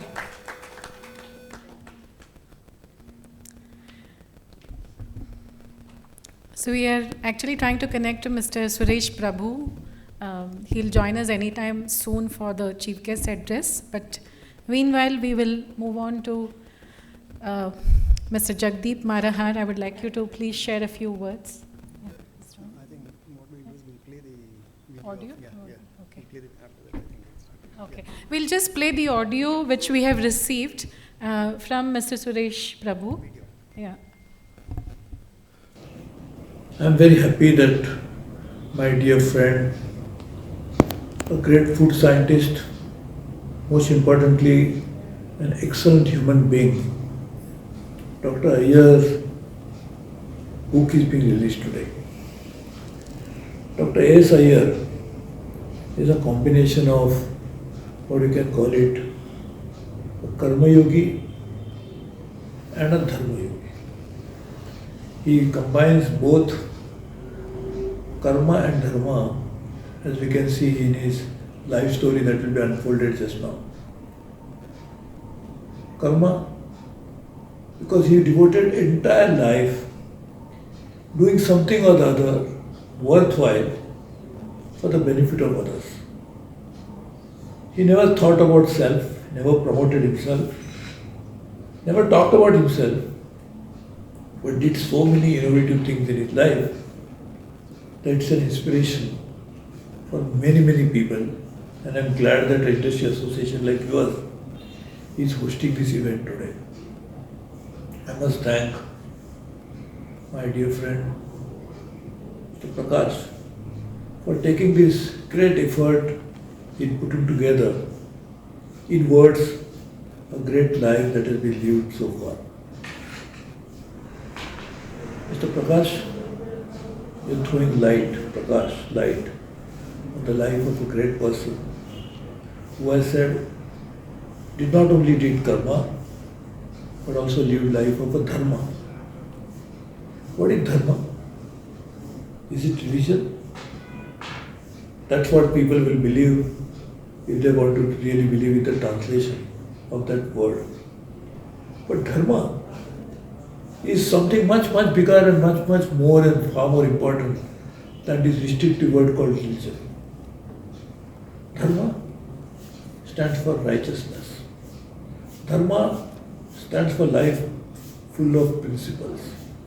Dharma life stands for, as we have learned, it is truth, it is purity, it is karuna, and it is tapasya. If you follow all the four, that is dharma.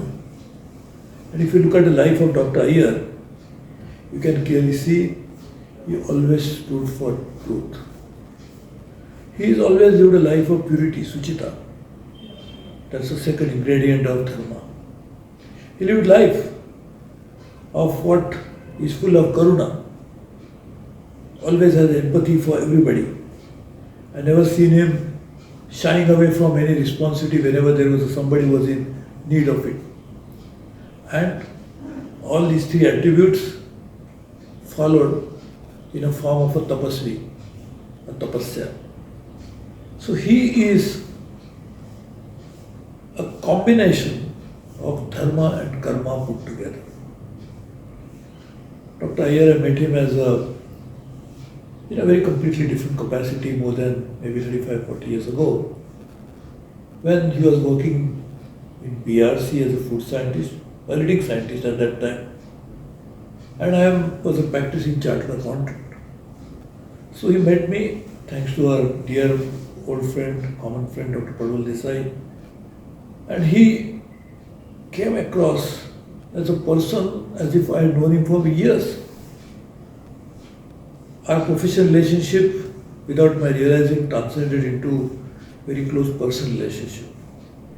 His wife Padmini is another fine human being, So between Dr. A.S. Aiyar and his wife Padmini, they are a great, great combination, a great couple who embodies all the good qualities one can think of in a human life. Dr. Aiyar led life which can be emulated, as I said. Inspirational life, life of devotion, life full of mission as to what should be accomplished. He was a pioneer in bringing technology where soybean milk could be sold in India.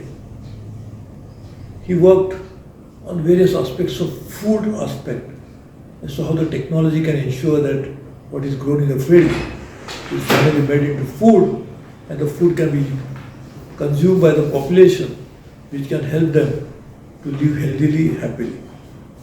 So he is one with a mission. He is an ideal example about what technology should be used for and why it should not be used for. So technology is a two-way sword. Use it rightly or use it wrongly. He knew exactly how it should be used. He actually has submitted papers, research on so many subjects. He has already been instrumental in making some success stories of several human beings without even talking about it.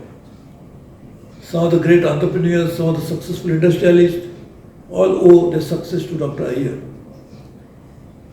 His two kids, those who live abroad, I'm sure will carry forward this great inspirational journey of making sure that Dr. Aiyar is a person who motivated everybody, and he's the one who we all admire, and at least I would say I would like to emulate, which is not so easy. Dr. Saab and my dear friend Mr. Prakash and all my other friends, including Mrs. Aiyar, Padmini Aiyar, I want to apologize. I was really looking forward to coming and meeting you all during this fantastic event, which I always felt I should be there, not to speak but to just meet you all, wish you all, benefit from your company, enjoy that time. Unfortunately, I'm not able to travel today, and that's why I'm sending you this message. I hope this certainly doesn't substitute for my presence there. At the same time, at least I have a little bit of satisfaction within myself that though I could come there, at least I could communicate my feeling, though not adequately. I am sure Dr. Aiyar will continue to guide us for many, many more years. He will continue to show us the right path. He will continue to tell us what dharma means in real life. He will always tell us how to live life by doing good karma, punya, and that can be done in many forms. You don't have to be a saint. You don't have to be religious leader only to do good things in life. You can be a person, a family man, as Dr. Aiyar has always been, but doing so many things which even some of the most great seers couldn't do. And therefore I am sure I would continue to benefit from this great relationship, invaluable friendship, and one of the rare association that I had for so many years now. I once again apologize, but also thank Prakash ji for taking this great painstaking effort of making sure that this great journey of a great individual with great deeds, supreme accomplishments is brought to the notice of larger audience. I really wish a great life ahead for my dear friend, my senior friend, Dr. A.S. Aiyar and Mrs. Padmini Aiyar. I wish great for their family. I wish all the best to all of you, and particularly Mr. Prakash, for doing such a great job. This again is a good karma that you have done, my dear friend Mr. Prakash.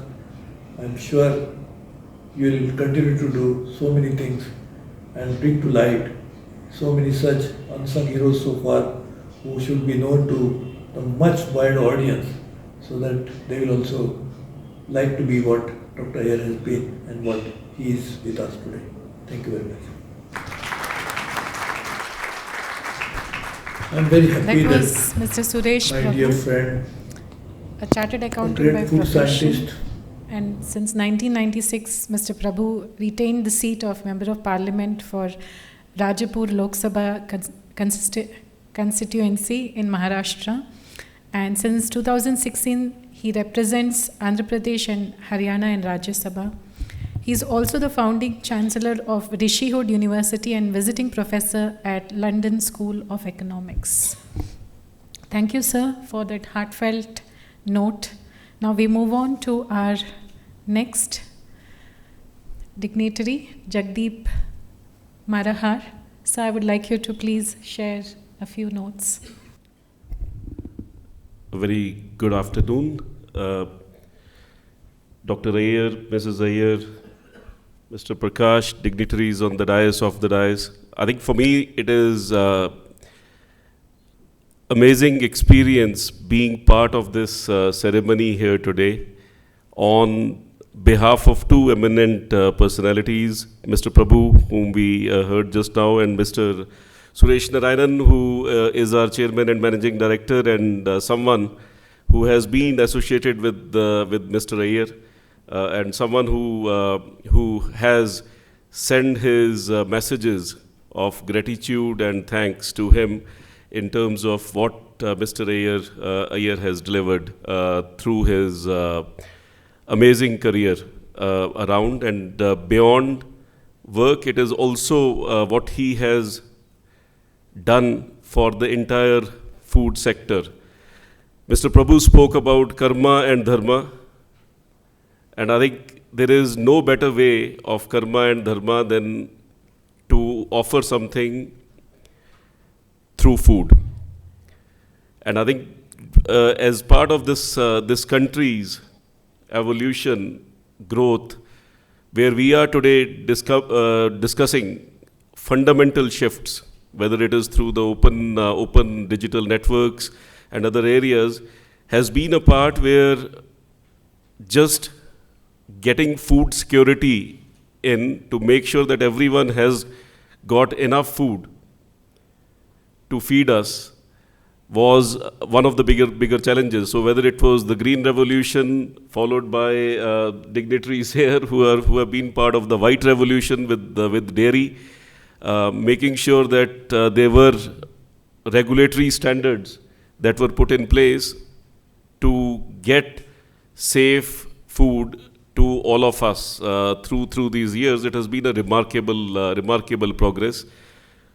Biographies are not the easiest ones to write, and therefore the work which Mr. Prakash has done is incredible in terms of providing the future a view of how things evolved, how during the life of an eminent individual, the entire journey has traversed across these years. Biographies are a view for the future generations from top of the shoulders of some of the giants. And I think there is one giant who's here today. And I'm sure the book to which we have had a privilege to be a small part of is a testimony to the work that he has done.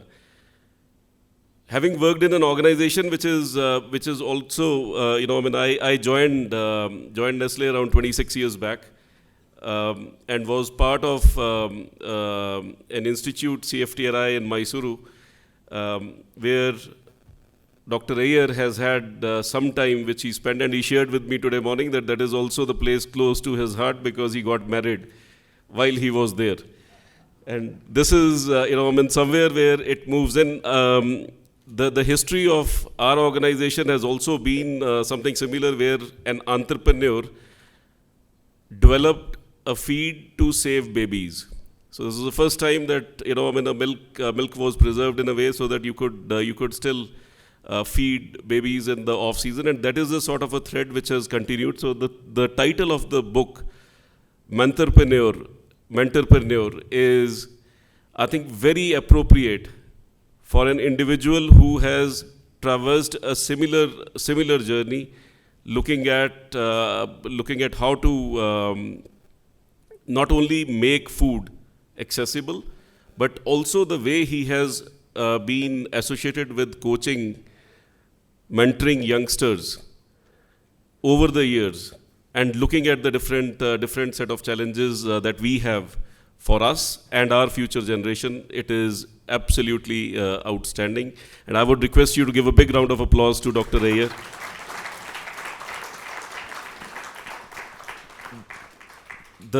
The challenge does not stop here, and I believe the learnings that we have from history would be key for us as we move forward. We are today again standing with huge challenges on the food side. I think there is already a talk about the next revolution, which maybe it is a brown revolution with millets, indigenous crops that we need to put in.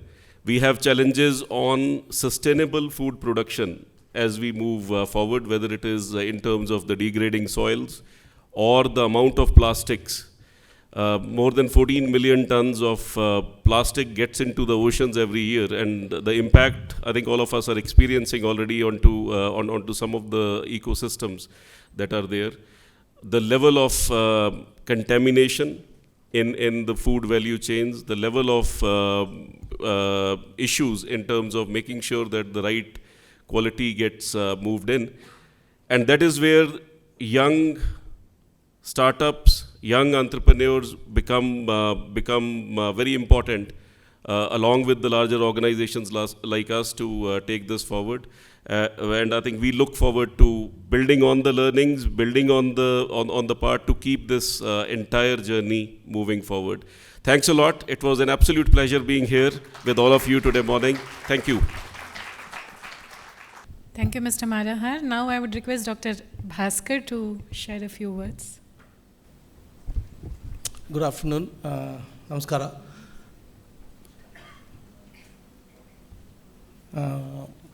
I feel too small in front of a legend. And in fact, I would be lying if I say I know Dr. Anantaraman Subramaniam Aiyar, except that when Mr. Prakash, who is the author of the book, asked me to write a foreword, I got to read a few things about him, and then I was really impressed that, I have a connect with CFTRI. He was there in CFTRI, and I was really impressed to know that he married while he was in CFTRI. That indicates progress. And somebody spoke that Dr. Mamta was telling that he also was into framing standards and regulations, probably during the PFA being done. And I'm also, that's where I also get a connect. I worked for some of the regulatory bodies, so I also feel connected. And it's indeed a pleasure when Mr. Prakash asked me to be a part of this book launch event. I was really happy that AFSTI and BCIC are working close together, and then Mr. Prakash requested, AFSTI to be part of this book. And on behalf of our association, let me assure that this would be published through the publication trust we have in the association. And I think the younger generation need to know what Dr. Aiyar stood for and what he did. And certainly that book gives that kind of an impetus or insights into his life and times. So we would certainly have it distributed across to our members. That itself is a great thing we can be leaving to our younger generations, our future generations. So I'll assure you that we would be doing it from AFSTI. And secondly, it's also like I had a selfish motive coming over here because I could meet my senior friends like Dr. Kulkarni or Dr. Shankar, whom I know, at least Dr. Kulkarni I know for a long time, and he was one of somebody like me has got a connect with CFTRA, got a connect with AFSTI, got a connect with UAS Bangalore, especially the Dairy Science College and the ICR itself. So it's been a pleasure working with him too, and indeed I am thankful to Mr. Prakash and indirectly to Dr. Aiyar. An opportunity was given to me to be amongst you. Some of you I know, some of you probably I would get to know after the function. And before I sign off, let me thank the office bearers of BCIC for having us collaborating with you people on this occasion. And I also thank the dignitaries on the dais, Mrs. Geeta, Dr. Shankar, Dr. Kulkarni, Mr. Marahar, Mr. Prakash, and the man of the moment, Dr. Aiyar, for ushering in this opportunity for me to be amongst here and then say a few words. This is where collaborations, I was just keenly listening to the previous session, the open network for collaborating. I thought, despite being not digital, we have a connect and we started collaborating. So this is something that goes time immemorial. Connections, collaborations happen. Does not matter whether you are digital or non-digital. Even before people were connecting, even after the digital age, people are connecting. Probably, of course, without emotions right now. Probably it was with emotions then and without emotions now. So, and I thank once again the BCCI for giving me this opportunity. Thank you all.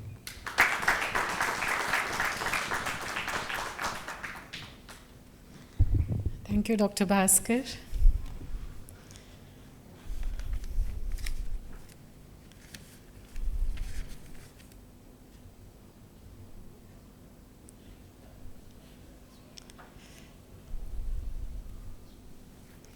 I would now request, so what we have done is, the book has been read by 4 people from different backgrounds, and I also took off 3 days to read the book so that I could feel the moment, I could feel what his journey has been, Dr. Aiyar's journey. So interestingly, we have an academician, a scientist, an industry representative, and a writer with us, and I'm going to request you to let us know, help us understand what you felt about the book. So starting with Dr. P.A. Shankar, if you can share a few words. So he's an academician, former dean, Dairy Science College. Good afternoon to one and all.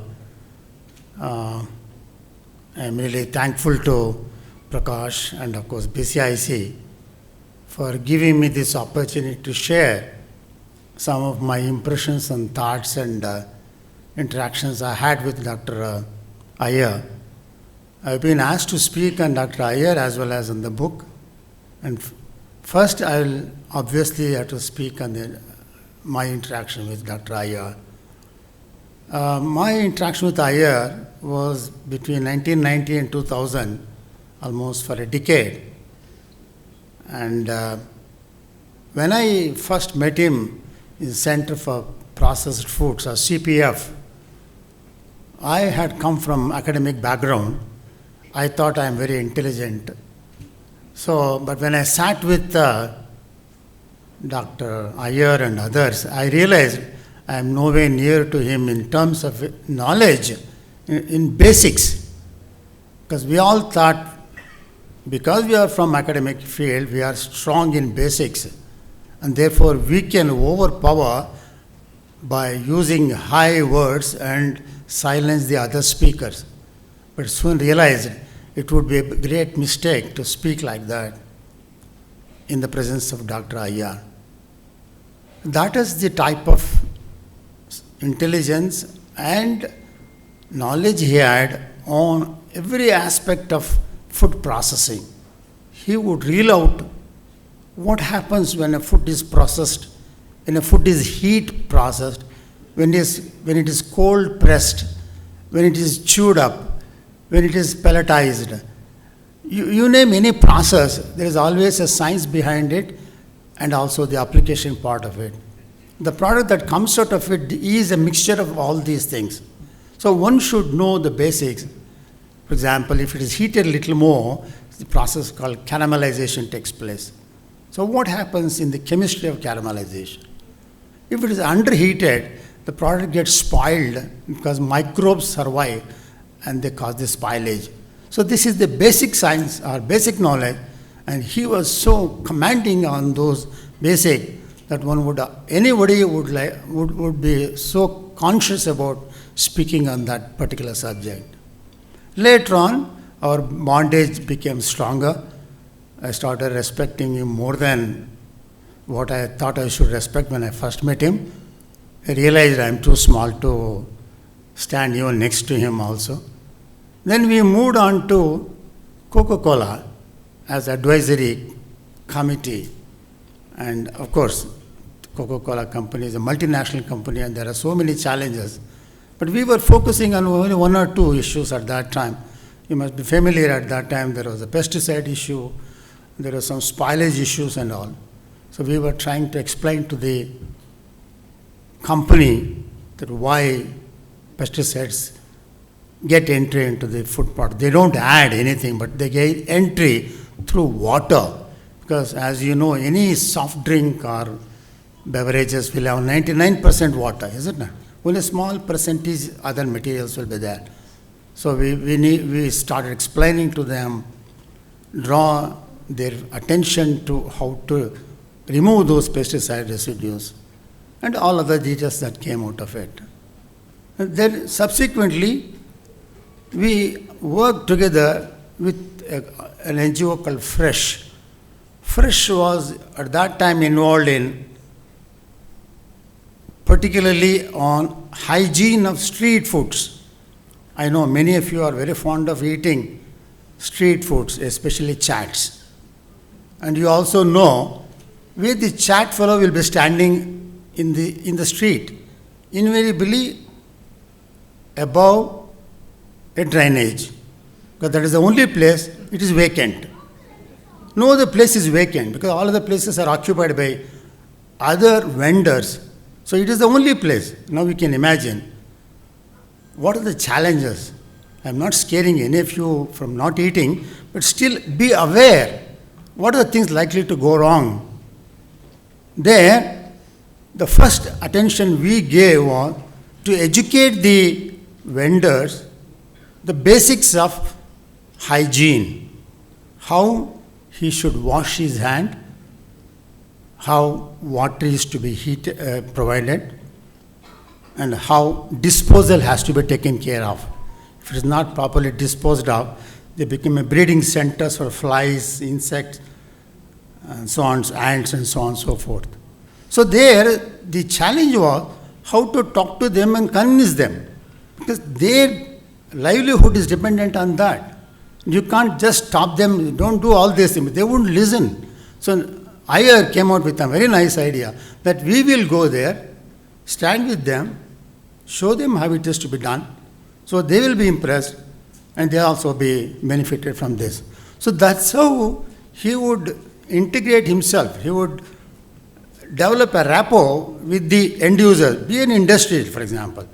Even with an industrialist, he would do the same magic, how to be build a good rapport, develop confidence with him so that he will listen to what you say. At the same process, his livelihood should not be shattered.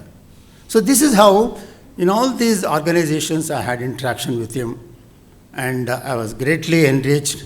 I'm sure he would still remember many of the things that we talked about. HACCP, you must be familiar.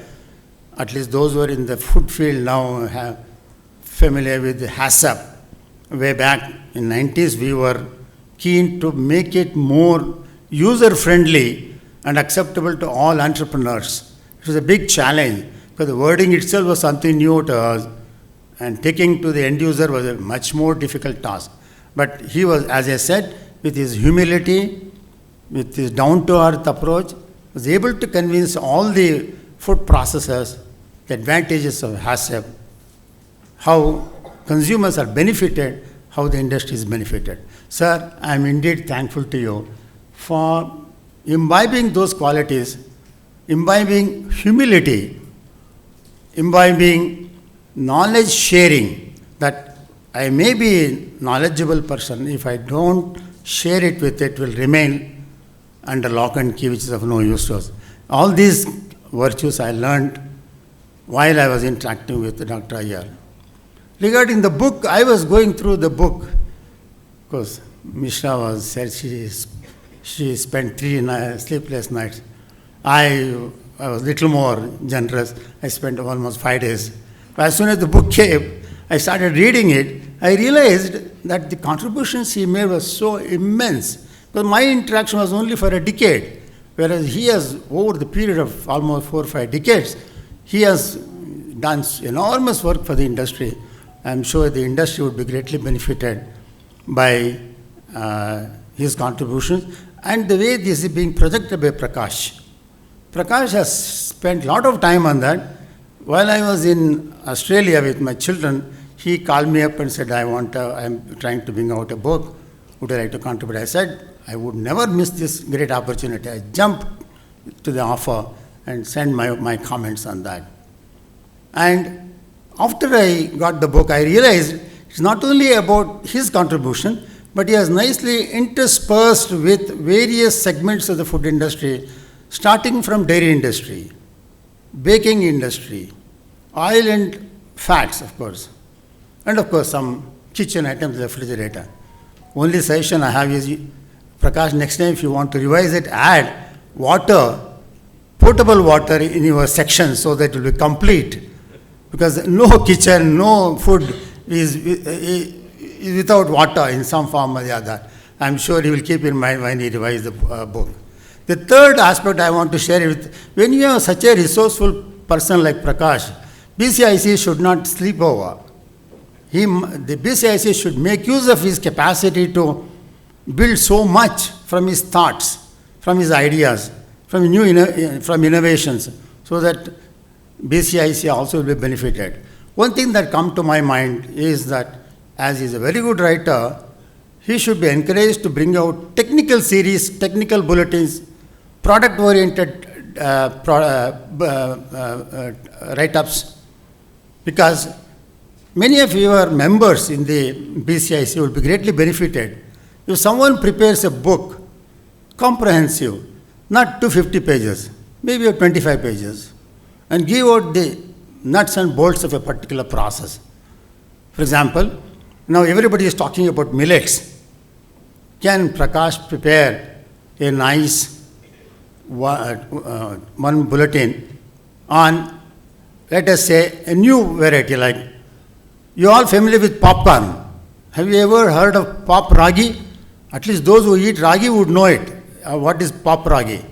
Did you find anywhere in the market? Why we cannot do that? It is so simple process. So this skill, if it is made available to the members, many of the entrepreneurs will be greatly benefited. I'm sure I can go on like this. I don't want to come in the way of others who are already there, waiting. I take this opportunity to thank BCIC for giving me opportunity.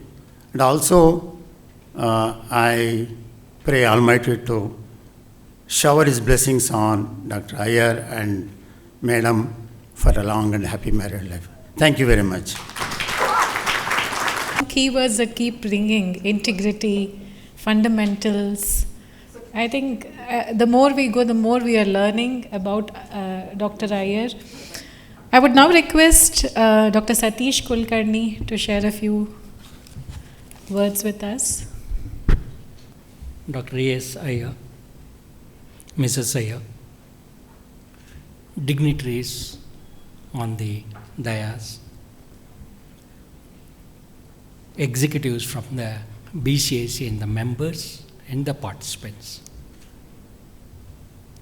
it's slightly emotional occasion. Morning when I came, I met one of the parchment here, Subbu. He mentioned to me that he is one of those hundreds of students who have passed through the training through Dr. Aiyar. I had the opportunity, I met him, Dr. Aiyar, for the first time, almost around 35 years back, perhaps senior to my meeting him, at least in this gathering I see Mr. S.K. Bhatt, perhaps. He knew him for more than 40 or 45 years. I met him through the Association of Food Scientists and Technologists. And since then, we got involved with the various activities. At that time, I was a mid-level scientist at the National Dairy Research Institute.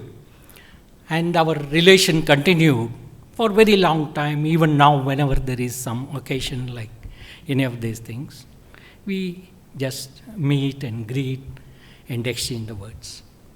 At that time, one of the aspects which we used to function is, we used to meet at the residences of all the executive committee members and all. It was a small setup at that time. And many a times we used to visit his house and we had enjoyed the hospitality. First time I had eaten the button idli from Mrs. Padmini Aiyar in their house. And it used to be very, very, the meeting, informal gathering, and we used to exchange a lot of good words and also the function. And I also would like to bring out to Mamata and also Sachin, who are all their youngsters. At that time, to become president in AFSTA Bangalore chapter, it used to take about 8 to 9 years. We used to move up, down there and join and then move, and it used to take about 8 to 9 years. And by that time, that's what the training period was. That's how we used to do this thing.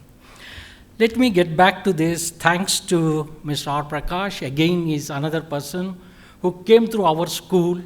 I think he also would have taken 8-9 years to become the president of the chapter. He functioned, and I see many of them here. And his interaction and relation with he and Mr. Chetan, they were directly involved with Dr. Aiyar, with an organization, Center for Processed Foods, which has been described in the book very well. And through this Center of Processed Foods, one of the best things happened is, that was in the 90s when my friend Dr. Shankar mentioned that. At that time, newer concepts were brought in. Today we are talking about ONDC and all these. It's a newer concept. It is being brought to the notice of the members or the entire operators. In the same fashion, at that time, we used to frequently meet, and the sharing of the knowledge was one of the important aspects. And there was just the beginning when food safety had become certain issues. And the first time, the concept of HACCP and all started appearing at that time. And the HACCP, when it is there, and again, newer concepts when they come, it takes certain time to digest that. And then subsequently to train the people to practice those concepts. And at that time, I remember that I had that opportunity that Dr. Aiyar through CPF had organized one of the first trainings in the country on the HACCP, for which some expert from Cochin had flown over to Bangalore, and then they conducted the training, and that's the beginning of that particular aspect. Subsequently, it has bloomed into different concepts and all.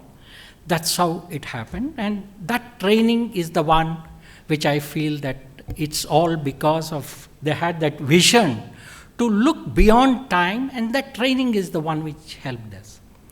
Another thing which I would distinctly can bring to the notice of this group, today, the incubators have become a very fancy word, and a lot of funds are being put into that, and then it's good. In fact, incubators are required. When I was heading the National Research Institute, at that time, we used to encourage the entrepreneurs. We used to have a lot of programs on entrepreneurship.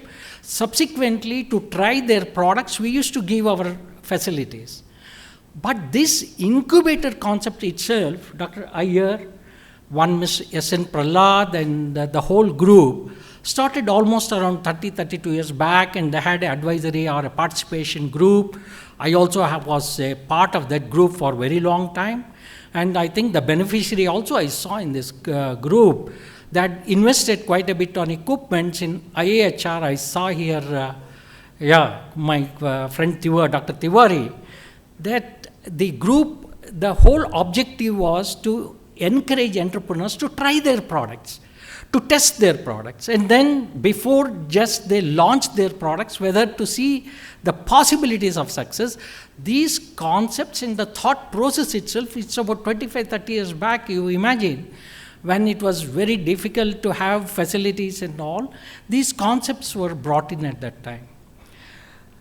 Another great thing about Dr. Aiyar is that he had worked as a researcher, almost a teacher for many of us who had learned, then associated with the corporates to change this role from an academic to the industry and then to corporate. Today we talk a lot about academic industry relationship and all those things. Perhaps in some countries, at least in Germany, I know distinctly well, where I stayed for a long time. One cannot become a professor in a best university unless he has worked for 10 years in an industry and then he can come back. He should have the basic qualifications, then he should work and then come back and become a professor. That's the concept in many of the best of the universities do they have. In India, it does not exist. That's how we keep on talking about academic and industry relationship, etc., etc. Whereas Dr. Aiyar was an academician, a researcher, then a practitioner of this type, and also he had worked in associated with corporate. At that time, soya means we used to say, go and ask Dr. Aiyar, because that's, any time somebody says, Dr. Aiyar, I spoke, is it that soya Aiyar? Yes, Dr. So this is the relation or the linkage it used to come with the name of the Dr. Aiyar.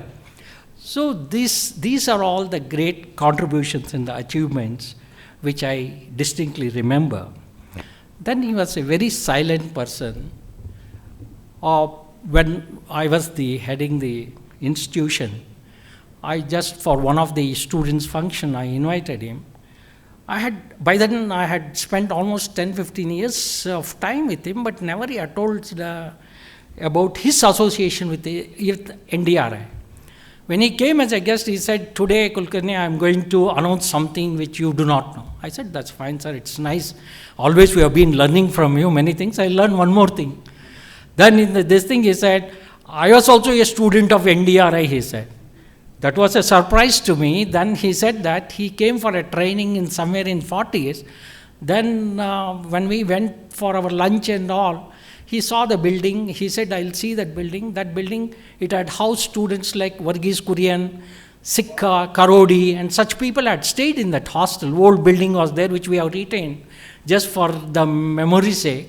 And he said, I also had stayed in this room, he mentioned at that time. That was a news to me. And that's how further that increased our relation with Dr. Aiyar. Personally, I had received a lot of benefits when I served as the president of this thing. I think Mamata, you come, only 1 minute I'll take. Now, so that's what used to happen is, today it's rather much easy to get the funds if there is a good cause. At that time, any project and all, a good project, educative project, we used to look for it. Or when Dr. Aiyar used to have some excess funds, he used to call us. Kulkarni, I got so much of funds, can you do something? I said, we used to run.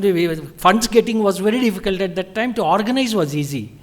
That's how we used to do. And sometimes the other way around also used to happen. We used to approach and we used to mobilize all these. We used to meet in one, the managing director of Brookbond at that time, T.S. Nagarajan is no more now. In his house also we used to meet and then organize, get many of these programs and all. So these are all some of the memories. And sir, We have learned quite a lot, and even today, whenever it's there, it's a learning opportunity for us from you. It's a great thing. Many of us have learned, and for which we are always ever, ever grateful. And Mr. Prakash has done a wonderful job, and he has done this today. To write a book and then to publish is, one has to think 100 times. We all were participant of writing books because we have come from academic, because nobody reads books nowadays. Nobody reads. Let us be honest about it. More than a page, if we write and send to somebody, nobody will read it. I said, Prakash, what is this? I said, that's my passion I had, and a relation I wanted, and all. That's how he asked for something, and we contributed for it.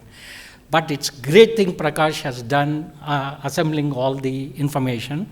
And as I was the president of All India Association of Food Scientists, Mysore, and now Dr. Bhaskar is there. Dr. Bhaskar, I know very well what is the funds and all in the trust what we have. Many times we say, please publish, we have got a lot of money. This is one good cause wherein this can be supported. Prakash should approach, and we know very well what is the wealth there. Please, you make use of it. And Dr. Bhaskar will always be there. On behalf of them, I request. Yes, that's wonderful. So that's how he is. We have to know where the source is. Prakash, this is for the information for you. You take it forward. Thank you very much to BCIC, and it's a wonderful opportunity. It's great. ONDC and all, why we ask certain questions and all these things is, today, other than GST and all, what is changing and affecting the food industry is the rules and regulations or the laws. FSSAI, my friend Dr. Bhaskar was just, till recently was at the highest level of FSSAI advisor. He has moved to Lucknow. That's the one where lot of churning is happening. That's where people are scared. So that's how that regulatory aspect we try to link it up. And on this occasion, I wish a very long life and peace to Dr. Aiyar and his family. And many thanks to BCIC once again, to Mr. Prakash in particular for this opportunity. Thank you all very much.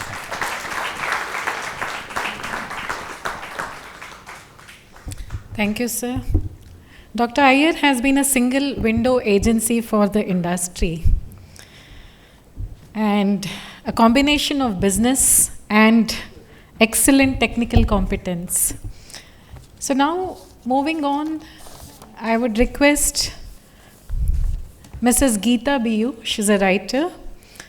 She was born and brought up in Bangalore with a Bachelor of Arts and post-graduation in Mass Communication. And she's been writing for the television and written many books. She has a YouTube channel, right? So request you to please share your thoughts. Elrigu namaskara. Yat yat acharati shreshta tat tat eva itara janaha saha yat pramanamo kurute loka tat anuvartate.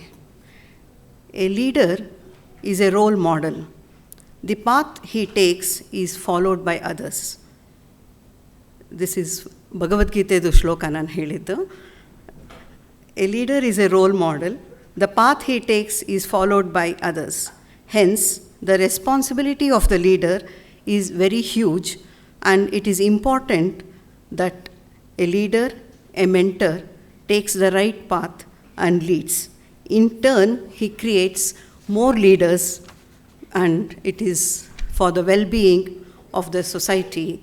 And this assurance by a leader, by a mentor in any industry is very important.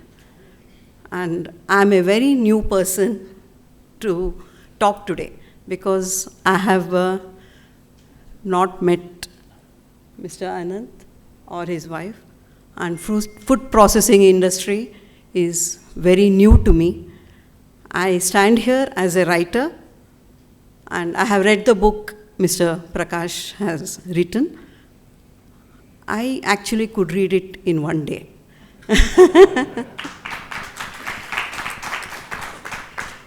And in one sitting. So it shows a new reader who is not familiar in this field can read. It shows how Prakash has written this book. The narrative is good. Thank you. One more thing I would like to add is, to be subject for a biography shows the true mettle of a person. An autobiography can be written by a person who is proud of the path he has taken, the goals he has reached, and the accolades he has received. You can decide and write an autobiography. No one can stop you. Maybe people will read. You have achieved something. That's a decision you take on your own. But for someone else to think you are a subject for a biography, they want to write about you, that is itself an achievement.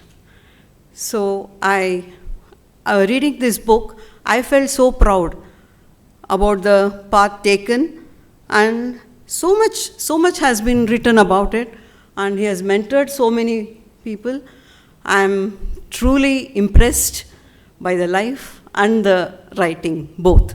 Writing told me the life of Mr. Anand, though it's Dr. A.S. Aiyar. In the book I read, he likes to be called Mr. Anand. So, though he is a senior, I would love to refer to him as Mr. Anand, so that he will be happy, and I feel more comfortable talking. So this has actually been chronicled very well in a different way. I would like to quote a little what Mr. Prakash has written. It's bird's eye view of food processing. So he says he has given a bird's eye view of food processing also, along with, the thing is, by knowing Mr. Anand, you know about food processing and the journey, and by reading about food processing, Mr. Anand's life gets intervened. So the whole thing is one story. So in a biography, no one can make a judgment how it is, how it should be written, and the way it should be written. It is the privilege of the author, how he wants to write a story. So he himself, he is very clear. He says, though there are various styles, guidelines, and formats of writing a biography and the contents it should naturally cover, there is no definite rule or rigidity. The general guideline is that it should cover all important aspects of the person whose biography is compiled. It should be useful to the readers and get their attention. Substantial flexibility is available in writing a biography and is both acceptable and desirable. So it says everything. He has done it in his own way. So you enjoy reading it, or you have any complaints? I think you're free to talk to Mr. Prakash, so that in his next book he will incorporate those things, and right? Okay. The achievements, mentorship, dedication of Dr. Anand towards his work and life is fascinating and worth emulating. Matrudevo Bhava, Pitrudevo Bhava, and Acharya Devo Bhava is Dr. Anand's thoughts, and it's always in his thoughts. To add to that, he says, having pupils who excel in what is being taught is a boon. And it is really noteworthy. We always say mother, father, and teacher.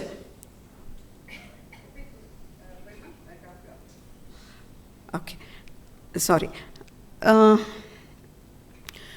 We always give precedence, our parents, our teacher, and in this he adds students.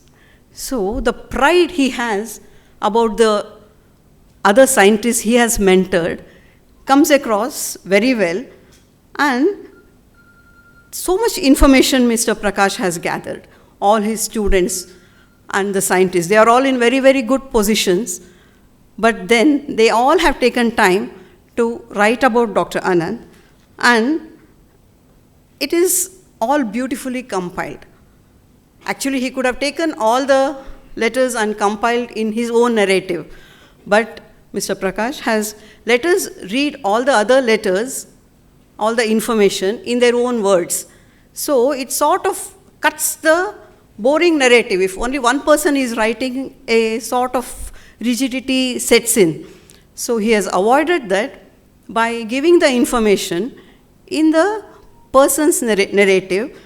And this kind of writing is very interesting. In a biography, he has given lot of leverage to other words also. So, and here his brothers have written about Dr. Anand and other associates. It all makes a good read and written in their own words, and it does break the monotony. And the kind of information he has gathered, it makes interesting read. The thing is, reading about a person, his life, his achievements is very interesting, and that too of a person of Dr. Anand's caliber is very, very interesting, and it makes you so enthusiastic about everything. But along with that, in this book, Prakash has brought in the impact of kitchen gadgets and appliances, and about processed food, oil, biscuits, milk, everything. And by reading, I could even imagine the way groceries would come home to my house also in a newspaper, and that we would even store the thread in which the newspaper, the grocery was bound, because for further use. And even the newspaper would be flattened and kept it for further use. So actually I have seen we are back to that paper cover packing also. In many grocery stores, they are not using plastic anymore.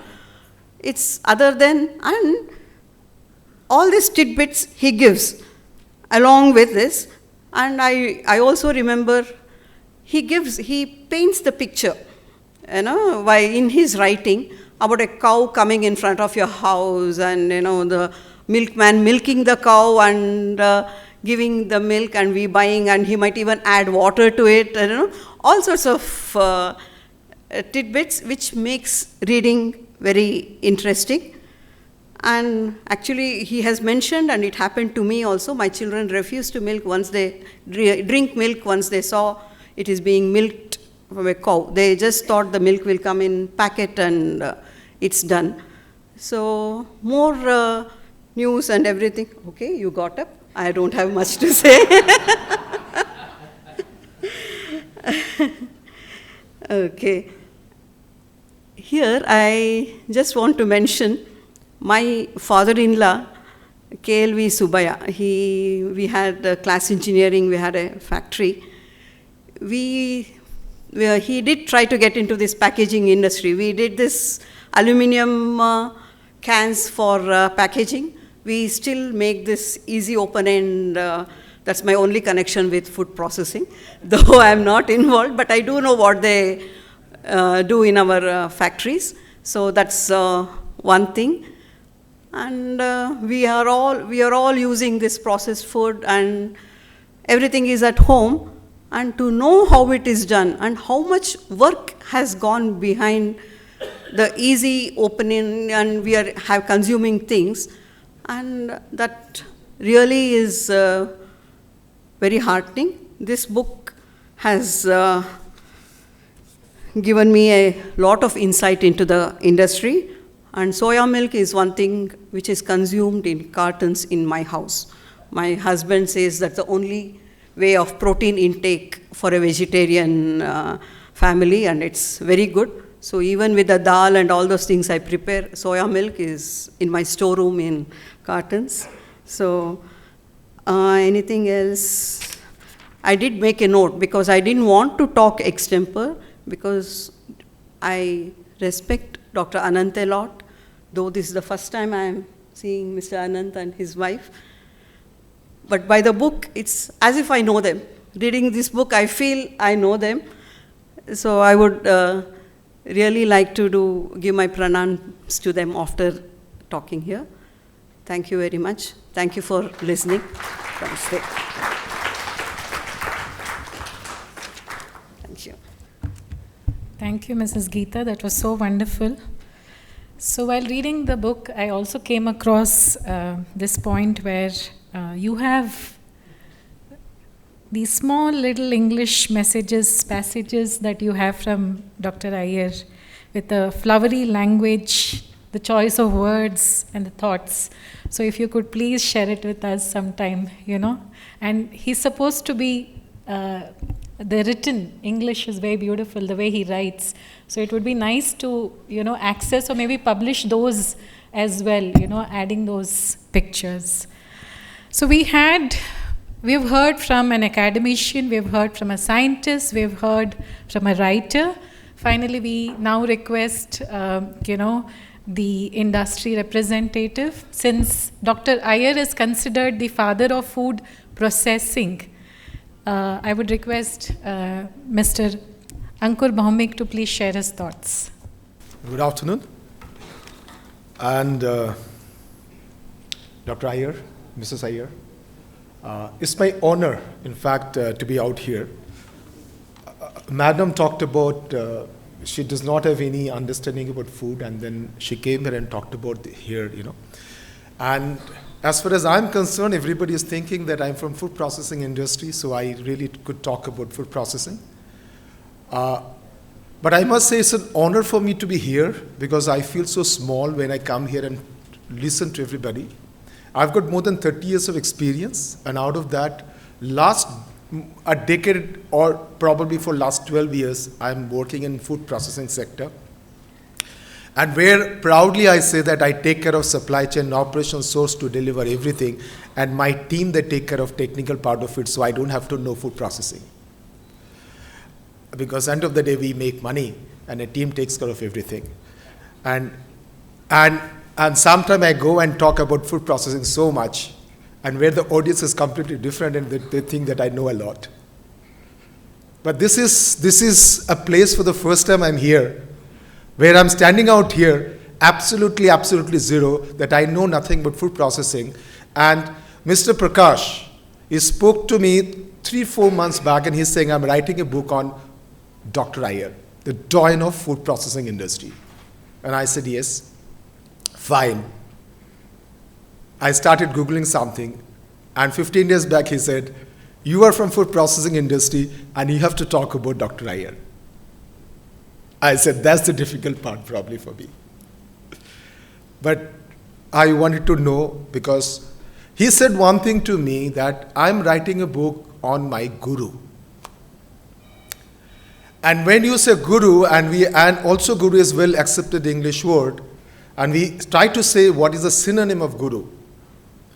And synonym of guru, we really say that is mentor. And then I said my Indianness is still there, and for me the guru is much more than mentor. The guru is not the mentor, because when we really talk about mentor today in professional world, we only talk about the professional part of it. But when we say guru, we say not only the professional but also the personal part of it. Somebody is referred to guru when somebody is also philosopher and guide. And then you refer someone that you would like to emulate somebody because you would like to be with that person all the time and try to see the good things about him. Because when you say somebody guru in Indianness, where you say that I don't want to only learn about food processing, but I also would like to be a good person. Because when I am with that person, I only feel that vibe that comes in all about good things. And that's the time we talk about guru, somebody as guru. And that's what I fully understand when Mr. Prakash said, I'm writing a book on my guru. So I did read the book. And I also, when I said I'm from food processing industry and I have no connect with Dr. Aiyar, and I wanted to, trying to get some connect and say that yes, I also somehow connected. Because everyone out here, one or the other, they say they've worked under him, they learn, student, they know. And I stand out here and say, how can I also feel connected, and so that I can go and say that yes, I'm also connected. And I started looking at the book, and then suddenly I saw something called soya milk. And then I really looked at it and said the soya milk factory was in Mandidip, near Bhopal. I said, I know the place Mandidip. Because when I was in Dabur, we had a product called Dabur homemade cocoa milk. And that cocoa milk had to be packed in Tetra Pak with a 6-month shelf life, and it had to be UHT cocoa milk. And we asked everybody where we should go, and I'm talking about this the end 90s and beginning 2000. Where we should go and pack this, because we did not have knowledge, know-how, technology. Where do we do that? So everybody said, if you want to get this done, go to Mandidip, the Godrej Foods factory where it can pack only that kind of quality. And today I can say the factory that you had set up in probably in 70s and 80s, we also, and somehow that's how I feel that I'm connected, because we went probably 20 days later to do something out there. And I was so happy that, yes, I can also say that I'm also connected with Dr. S. some way, that he had set up something and we did something. That's about Mr. Aiyar. And also, when we talk about food processing, we also talk about food processing is about the food is like, is important. That the fair food safety is the most important part. And the development of food safety, somebody had to do that, the hard work. Today, in the morning, we heard about ONDC. I know the kind of hard work that ONDC, that people are doing that. Because only after 20 years, the toiling that everybody would do, somebody would actually recognize the good work that ONDC has done, the team they've done for ONDC. Similarly, for food processing, what we are today, all the companies, the large companies, and today, the multinational companies, they want to come to India and want to set up, like we are part of that multinational company now, MTR, the Norwegian-based company. They want to come and set up their food because they say, today the standards are there. Earlier for a third party, if you really go and talk about HACCP and the GMP, they would say, what is that? Today when I go and talk and want to get associated with a third party, they say, I'm not only ISO certified, they also say I'm BRC certified. So that development over the years happened because all the hard work that has been done on food irradiation or development of the safety standards by person like Dr. Aiyar. Now, all the work that he has done, all of you who are directly connected with him would know. But the person like me and the next generation who will be working in food processing industry, how they would know the hard work has been done. That work had to be captured. That work had to be preserved. And I don't think other than Mr. Prakash could have done that work. Because when he talked about it, only one way I say he could not have done, because he used the word guru. And when you have that kind of dedication, at that point in time you can write something. And I must say, Mr. Prakash, you have read it, you have actually, I think ma'am already talked about that. The book for us, when I really read it, the way I really like the book is that it's just not boring. Because sometimes the biography, I say yes, biography becomes boring. Even if you want to read the biography of Steve Jobs, if it is done in a monotonous way, after a certain page you will not read that. 1 minute or 2 minutes probably.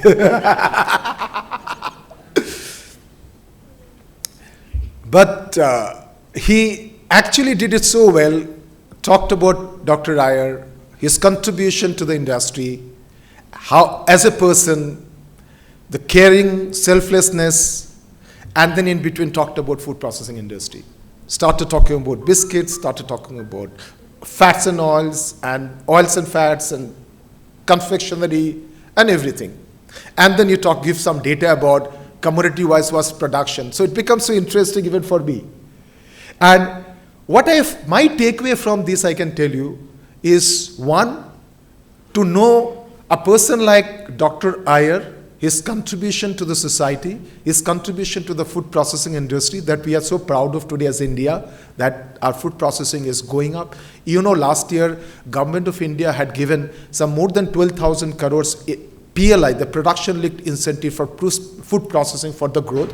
I think all the hard work which people like Dr. Aiyar, they have done, it is becoming possible for us not only to produce something for India, but also to export in a big way. And Mr. Prakash, Such a wonderful writing, not only for the writing, but a person like me who doesn't have any food processing knowledge, and you have triggered a thought in me that I need to read more and know more about food processing industry. Thank you so much. So I would now request Mr. Lakshmi Narayanan, past President BCIC, to hand over a token of appreciation, starting with Mr. Jagdeesh Marahar.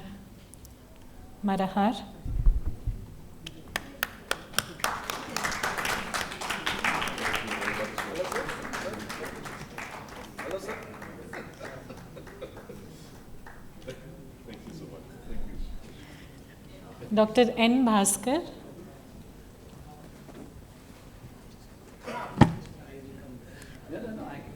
President AFSTI Headquarters and Director IITR Lucknow.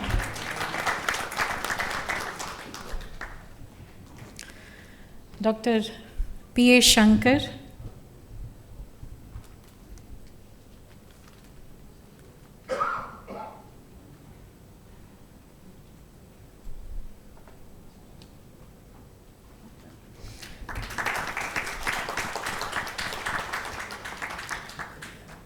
Thank you, sir. And now I would request Dr. Devarajan to please come on stage and hand over the memento to Dr. Satish Kulkarni.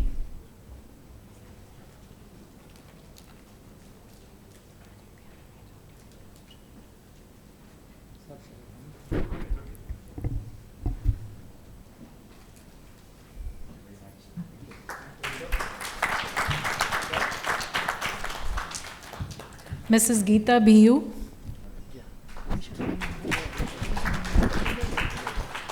Mr. Ankur.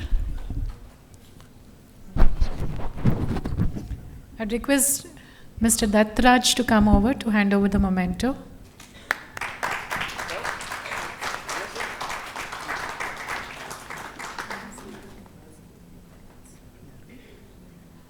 Now the man of the moment, the silence has to be broken. The Queen's English, which he was brought up with. So moving on to Dr. Aiyar, a renowned food technologist who has served food sector for over 6 decades. He's played a key role in several innovative initiatives which catalyzed healthy development of food processing sector, such as unification of food laws, food safety, food irradiation, and mentoring and entrepreneurs. He has also been a researcher, an academician, entrepreneur, technocrat associated with food processing industry, government institutions, NGOs, research and academic institution. He worked with CFTRI Mysore, BARC, Protein, Food and Technology Association of India, Noble's Soya, Godrej Food, Center for Processed Food and IADFAC laboratories. Dr. Aiyar has been honored with Professor V. Subramania Industrial Achievement Award in the year 1992, and AFSTI also felicitated him as a person of eminence for the Yeoman services during the year 2013 in the 7th IFCON 2013. So I would request Dr. Aiyar to break his silence, and I really want to hear you. I think I'm totally overwhelmed by all the good wishes that all of you have showered on me. I have no words to express my gratitude for all this. All of you, including Mr. Suresh Prabhu, who has been a long time friend. He was planning to come here, but unfortunately, I think he took ill. But all of you, your good wishes will go a long way to support me on my 90th year to go further and live this decade. Hope to complete 100. Anyway, I am thankful to each and every one of you for all your good wishes, for all the love and affection that you showered on me. Overwhelmed, thank you all.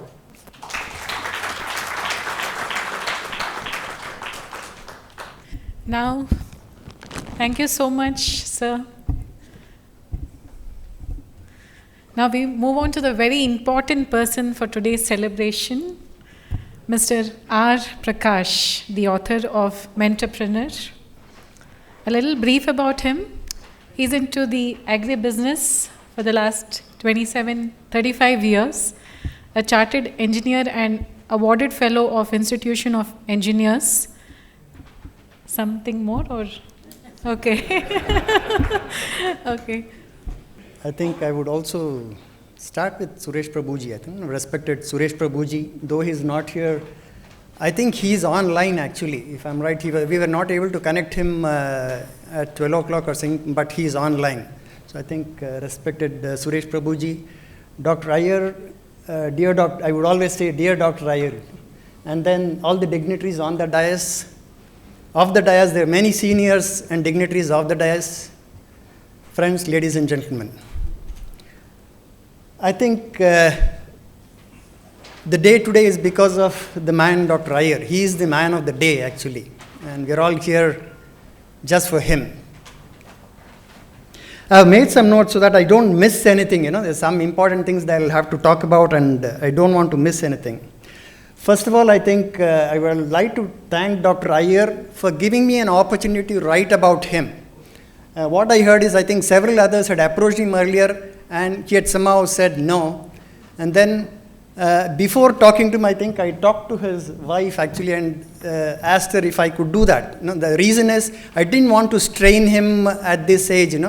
It required talking to him, and then it could be sensitive also. So I first took her approval and then talked to him. He said, yes, go ahead. And then he also added a thing there, why are you making me a hero? I knew that he was a hero, but he said, why are you making me a hero? And that is when I said, if I am thinking that he is a hero, then I'll have to collect memoirs from others whom he knows, about 15, from different fields, academia, research, and then industry, all that. That's what I've done. When I got the memoirs, went through it, I felt I didn't know all of that actually. I knew little about Dr. Aiyar. What they had done with him is, I had made him a hero. I think all of them had made him a superstar actually, if you look at the book. That's the way the mamas read. When I started writing this book, it was very simple, I thought I'll write Dr. Aiyar's biography, get it printed somewhere, circulate it among my friends, professional friends, food fraternity and all that. That's the way. I didn't really think that the book would start its journey like this. I didn't think that it would happen like this. Thank you all for making this a very big day for me, for Dr. Aiyar, as well as I think the BCIC. First question anybody would have as an author, I think, is, why did you write this book? I had 3 reasons actually for writing this book. First reason was Dr. Aiyar himself, the person and personality. That is what really compelled me to write this book. I don't think I need to talk about that point, because starting from Suresh Prabhu to everybody else, I think they have talked about it, they have made my job easier. That's the reason I wrote the book, number 1. Number 2 is, I think Mr. Jagdeesh talked about it, India as a country is one of the major producers of food. Number 1, number 2, number 3 in many commodities. You talk about milk, coffee, fruits, vegetables, sugar, many commodities. We are number 1 and number 2. That is the status. And then, if you look at people in this hall, or people like us outside the hall, we are fortunate enough that we can go anywhere into any supermarket, buy whatever we want. There are thousands of food products. We can buy whatever we want. This is one side of the picture. But I think Dr. Jagdeesh also talked about the other part, malnutrition and then the food security aspects. I was just going through the UN report on global hunger 2021. What it says is 2021, 838 million people were affected by hunger. 3.1 billion people could not afford a healthy diet. 45 million children under the age of 5 were suffering from wasting. One of the major deadliest form of malnutrition. Isn't it a sad state actually? I mean, we have one set of population which can splurge on any kind of food. On the other side, we have quite a large population which even cannot get their 2 square meals, Even more worrisome is the same report says, even in 2030, there will be about 8% of the population still going hungry. This is the second thing which really pressed me that, people like Dr. Aiyar, when I write about them, it also has information, as others said, it also has information about the food sector. This is how we can enthuse youngsters, enthuse entrepreneurs to get into the sector. I remember here, the words of, I think, Mr. Gopal Krishnan, who was then the managing director of Hindustan Unilever, went on to become the Tata Sons board of director and all that. One of the earliest meetings, he said, if you want to get it, and this I think was in the 90s, we were talking about food industry being the sunrise industry. He said, if you want to see, talk about food industry, if you want it to grow, not necessarily, it is not sufficient that you talk about poor farmers, losses in the post-harvest, all the problems associated. He said you have to make food a fashion, That's how people get enthused. Now, today what is happening is so much of technology in all the aspects of food processing, the entire supply chain, starting from production through to processing, storage. We have various technologies. We have drones in place. We have IT in place. So many things into place, automation in place. That is how youngsters are getting attracted. That's the second point which compelled me. The third point is, during COVID times, when I was at home and when I had some leisure time, I would watch TV, social media and all that. You look at any media, it could be print, social media, TV or anything like that. You would agree with me. Scientists, professionals, engineers, technocrats, I think they are not covered sufficiently to give, not acknowledged really in those kinds of media actually. I think that's the thing which really prompted me. Even today, if somebody asks, I think, us, name as an engineer of, with distinction, immediate name that strikes to our mind is Sir M. Visvesvaraya. We'll have to really, I think, scratch our brains to find the new other names actually. It stops at Sir M. Visvesvaraya. But now, yes, of course, we hear of people like, Narayan Murthy or Azim Premji or even Nandan Nilekani and all these kinds of people.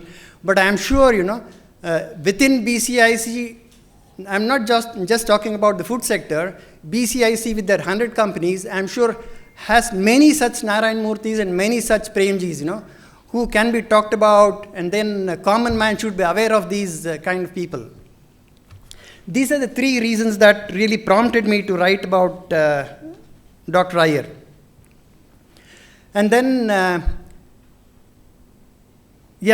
as I said earlier, I think when I started writing the book, I had zero thought about a publisher or even publishing it. I had no thought at all.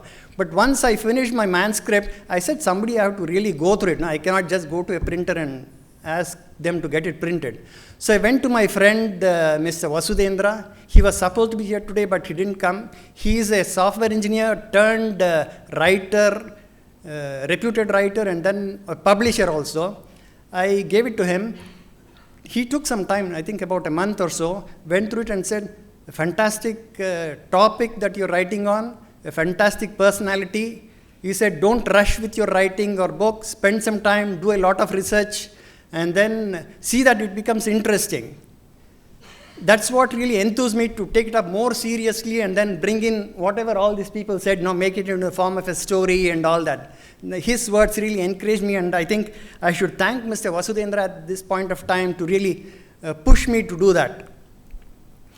Next question would be, how long did I take this? I think I have some of my friends here who know the process of this writing. It started, I think, at the end of the COVID first wave, actually. I think the first few interviews I had with Dr. Aiyar was with my masks on, a little scary, and then masks on and all that. After that, I think the second wave started, and literally I had to give it a break. I tried with a few Zoom calls and then exchange of emails and all that. Yes, it would sort of be a question and answer kind of sessions, but I could not get the real information that I would get in the personal interaction. So I had to wait for some time, and then I think after that I visited probably, I don't know, 50, 60 times. I would have disturbed Mrs. Padmini especially during my visits, as well as a lot of phone calls to her.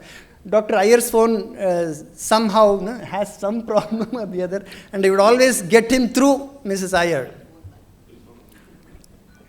It roughly, I had to give it a break here and there. Roughly 2 years is what took me. And there are my friends who really were asking me regularly, when is your book getting published? That is something which pushed me.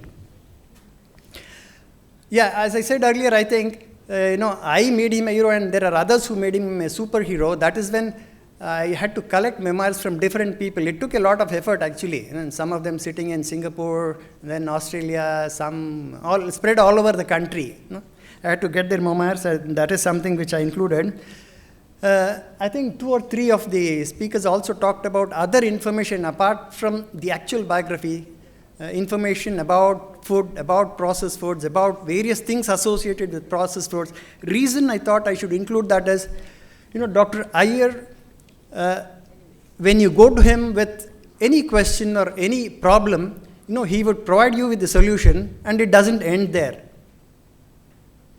He would always provide you with something else, additional information or additional support. That is when I said, this book should not be just talking about him, his personal life, and then whatever he has achieved, but it should also be a resource book for, say, students, entrepreneurs, and then people in the food sector and all that. That's why I've added a section on the bird's eye view of food processing. That's how that has come in, actually. Yeah, when all this was done and the book was ready for publishing, I sent it to several publishers, including the top-notch publishers. Good thing there was, got encouraging responses from many of them, even the top people. But the problem there was, they were taking 2 years to publish the book. I think the present publisher is sitting here. The others said they would take roughly 2 years. Some of them even said they would take 2 years to even say yes or no for the book. Why? That's the way they work, actually, the publishers. Yeah. So when I had this problem, I think one of the days me and my wife had gone to one of the writer's house. His name is S. Divakar, who is an encyclopedia on short stories, and then Jayashree Kasarvali. We had been to their place for lunch. When I was talking to them about this book, they said, talk to my friend Pranesh, who is from Prism Books. He may be interested, they said. I think they introduced Mr. Pranesh to me. He said, why don't you send me the draft or manuscript? I sent the manuscript. Within a week's time, I think he said, book is quite interesting. I'll take up the publishing. And then I think probably it is just about 4 months or something that he took the manuscript and converted it into a book. I take this opportunity to thank Mr. Divakar as well as Mr. Pranesh, who did it in quick time.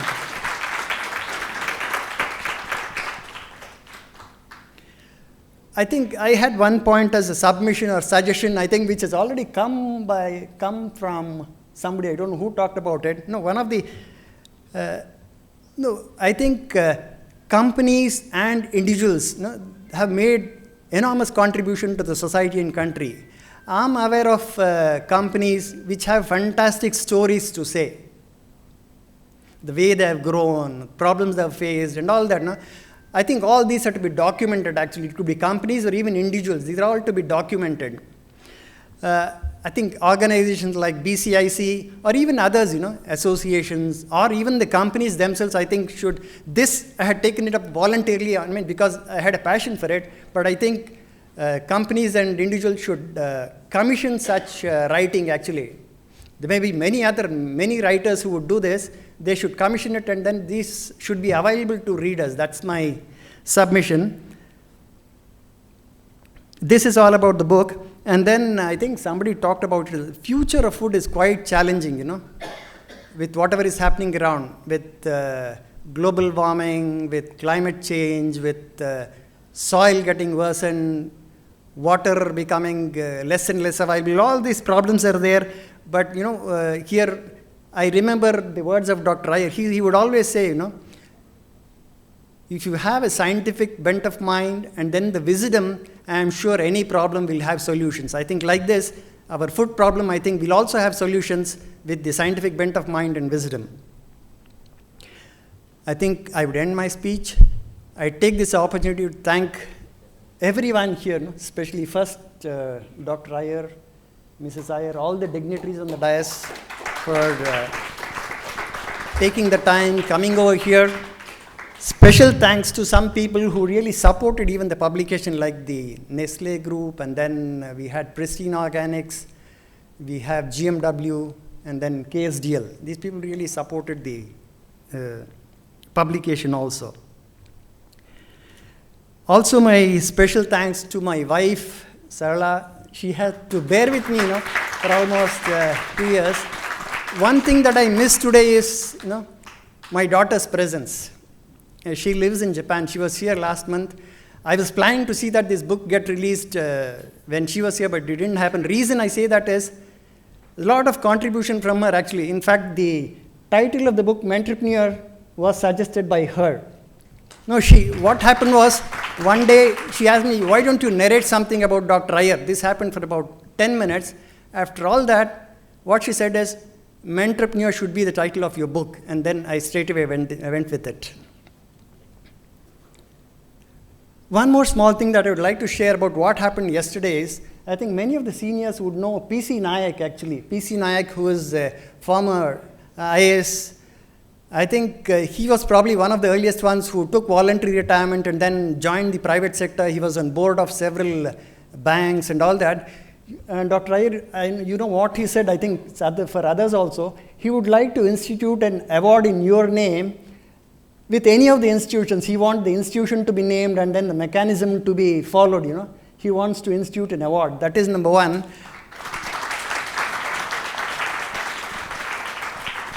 Number two, he also said he would like to buy books in bulk and see that it reaches several universities where it becomes accessible to the students. These are two things that he mentioned. Yeah, I think I'll stop here.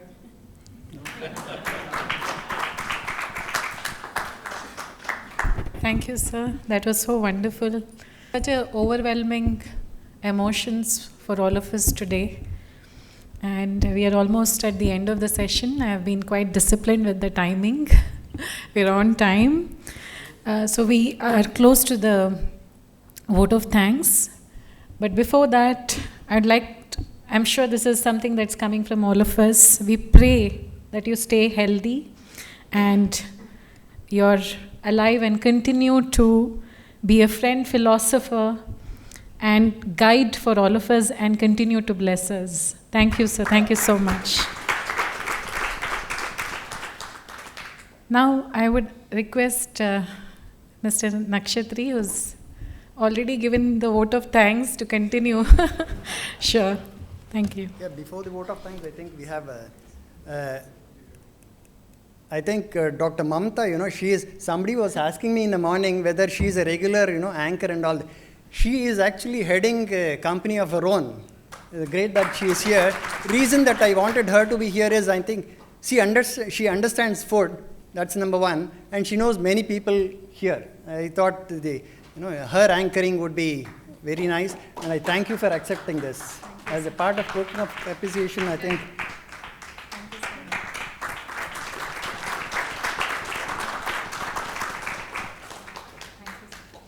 And I would request Mr. Pranesh, Prism Books, also to come here and then accept our moment.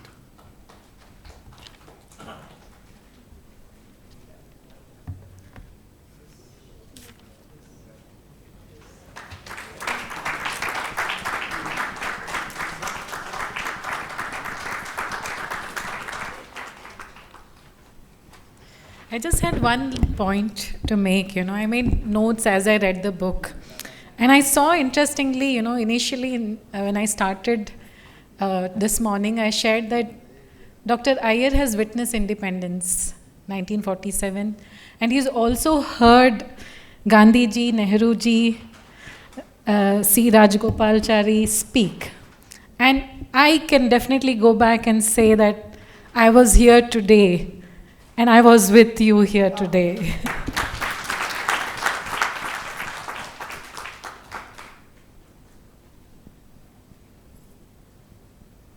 I think we are all waiting for the lunch now. I don't want to take much time. With a few words, I would like to close the vote of thanks. Dr. A.S. Aiyar, a walking encyclopedia of food industry, and he has contributed a big way during last 6 decades in regards to food industry and unification of food laws in India, which eventually led to the FSSAI today. He is an eminent scientist. Of course, everybody said that, academician, researcher, and entrepreneur. Dr. Aiyar's contribution to the food industry since 1990s, highly commendable. Mr. Prakash Rao, I think very nicely he has compiled Dr. Aiyar's autobiography, which will be useful to the food industry and understanding its evolution. Dr. Prakash said that, Mr. Nakshitri, you are also co-chair earlier and you are a mentor. You are also Vice Chancellor. Why don't you write few words about Dr. Aiyar? I have also gone through that like others. I think it was my honor to write and to read and to write a few words in his autobiography. It was my honor. And that to a legend in the food industry. Now it is our fortunate that BCIC got such a great opportunity to felicitate Dr. Aiyar and release his autobiography today with the august presence of all of you here today. And at the age of 90, of course, he is going to cross now, he has accepted BCIC's this felicitation program, and he has attended along with his wife, Dr. Bhavan. And I thank you very much. Thank you, sir. Thank you so much, both of you.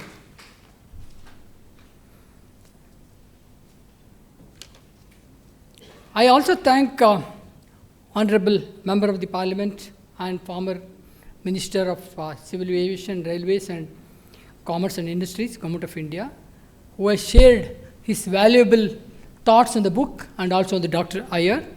And even though he physically was not here, I think it is our humble thank you, Dr. Mr. Suresh Prabhu. I thank Dr. Jagdeesh Marahar, MD Nestle Research Center, for launching the book. Thank you, sir. Yeah, you are here, sir. Thank you so much. And thanks to Dr. Bhaskar and President AFSA, Dr. Shankar, and Dr. Kulkarniji, and Mr. Ankur Bhaumik, and Madam Geeta, and I think all of you, I think you have given your thoughts on the book and also on the writer. And thank you so much. Thank you, all of you. Yeah.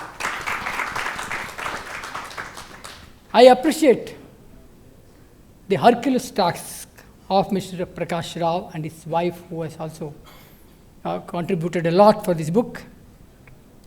And being a co-chair and of Agro and Food Processing Expert Committee and also Technical Director of Change, and who wrote the book and shared the journey of this book. Thank you, Prakash, and thank you.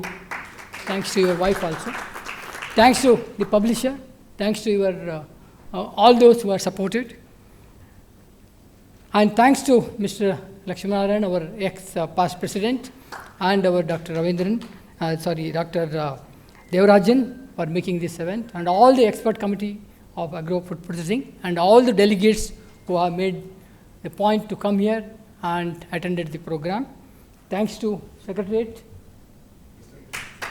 for your excellent job done. And lastly, if I have forgotten anybody, please. Yes, madam. I think I should say at least one sentence to you. I think you are so promptly, you are controlling the speakers in such a way, I think I have not seen any time anywhere. Thank you so much. It was so, thank you once again, thank you everybody, thank you. Thank you, Mr. Nakshatri. I think we also have a memento for you, for thanking everybody. Oh my God! For thanking also. It was my privilege. It was my privilege, Prakash. Thank you so much. Yeah. And Mr. Dattaraj, yes, please. Bunny. Yeah. You have a look at the book shoes.